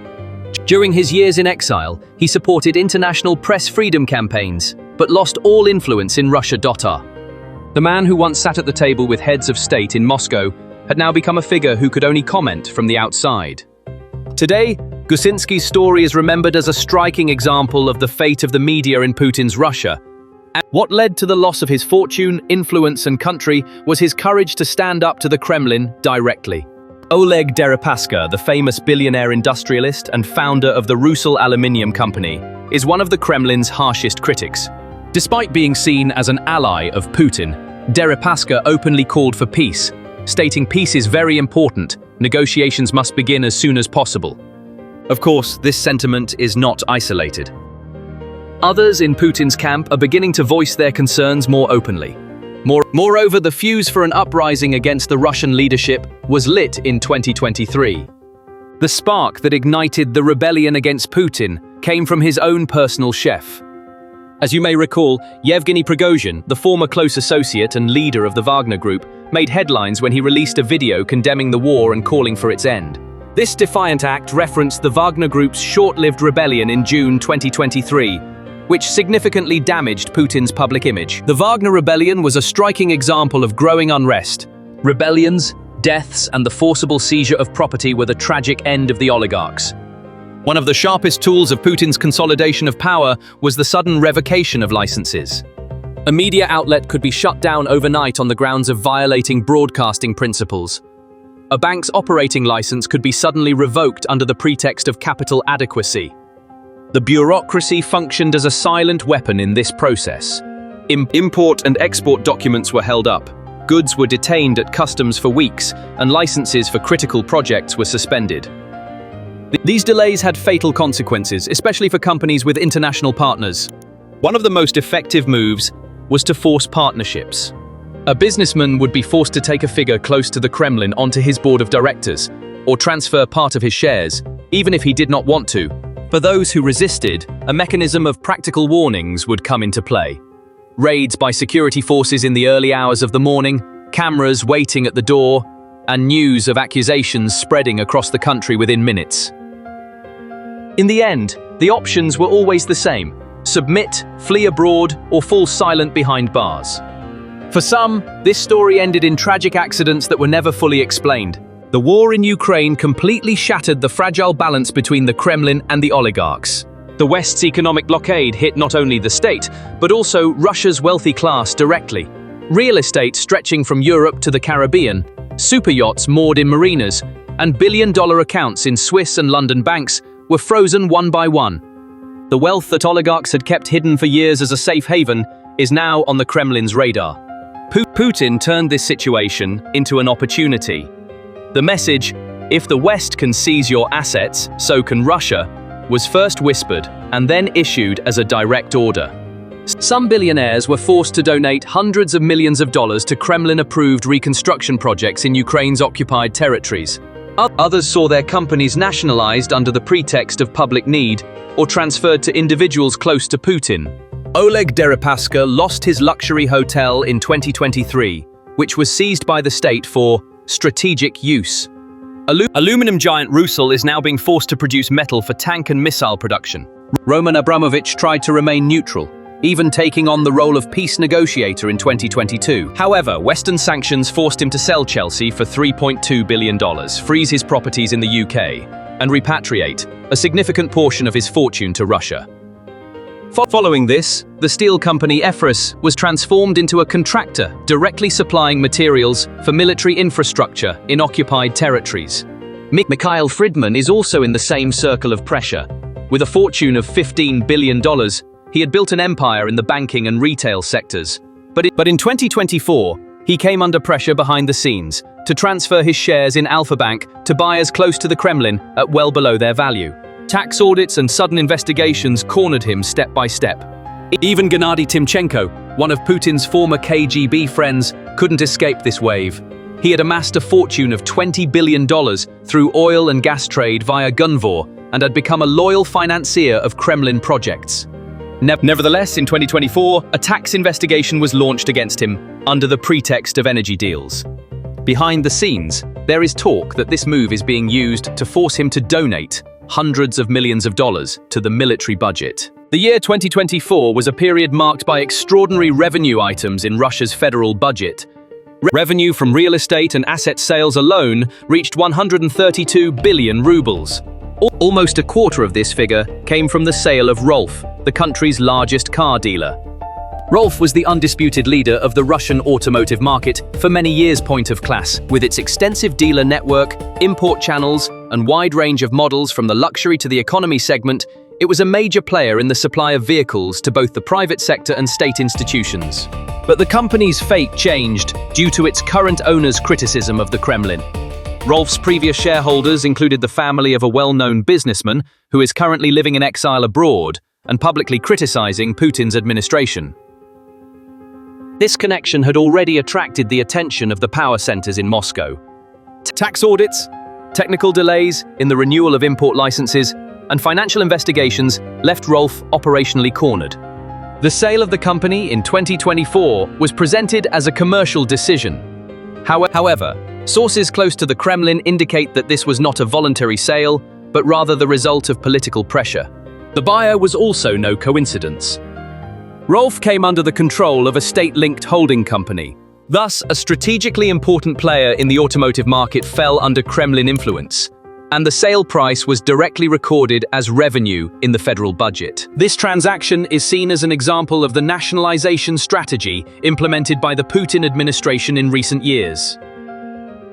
So far, we have discussed the situation of the oligarchs. What about ordinary Russian citizens? The burden on ordinary Russians is growing silently in the shadow of the war. A family man whose salary remains the same but sees a little less money in his pocket every time he leaves the supermarket. A shopkeeper who reads the message "No credit available" on the bank screen, even though his credit rating is impeccable. The dream of owning a home, starting their own business, or providing a better future for their children grows more distant each year. As the war drains the state budget, the central bank has turned to interest rates to slow the economy's collapse. The policy interest rate, which stood at 19% at the end of 2024, rose to 20% by mid-2025. On paper, the aim was to curb inflation. In practice, it made borrowing almost impossible and pushed prices even higher. The government announced inflation at 8.5% at the end of 2024. But everyone in the market knows that this is just a figure on paper. But basic foodstuffs such as bread, milk, and potatoes are also rising at the same rate. By mid-2025, the price of a kilogram of potatoes in Moscow will be more than 3 times the price in May 2024. While the Russian government claims that this increase is merely a correction following record low prices in 2023, which was a year of bumper harvests, independent analysts and investigative journalists disagree. This gap in perception reflects a wider disconnect between the Russian state's official narrative and the daily reality of both agricultural producers and ordinary citizens. Bread, pasta, and grains are now replacing potatoes in most Russian households. These substitutes may provide calories, but they cannot provide the nutritional value of a diversified diet that includes tubers. Nutrition experts warn that if these adaptations persist, they could lead to irreversible health effects, particularly among children and the elderly. In a country already grappling with demographic decline, even marginal nutritional deficiencies could have alarming implications for public health. What began as a price distortion is now at risk of turning into a long-term structural crisis. Electricity, water, and natural gas bills increased by 10 to 15% in many regions in 2024. The average Russian's monthly income is around 73,000 rubles, which is approximately $700 at the exchange rate at the beginning of 2025. In Moscow or St. Petersburg, half of this goes to rent or housing costs alone. What remains is barely enough for basic necessities such as food and clothing. This situation is not the result of misfortune or personal mistakes. It is the natural consequence of a system that first consumed its resources through war and corruption, then quietly left the bill to the people. Thank you for watching.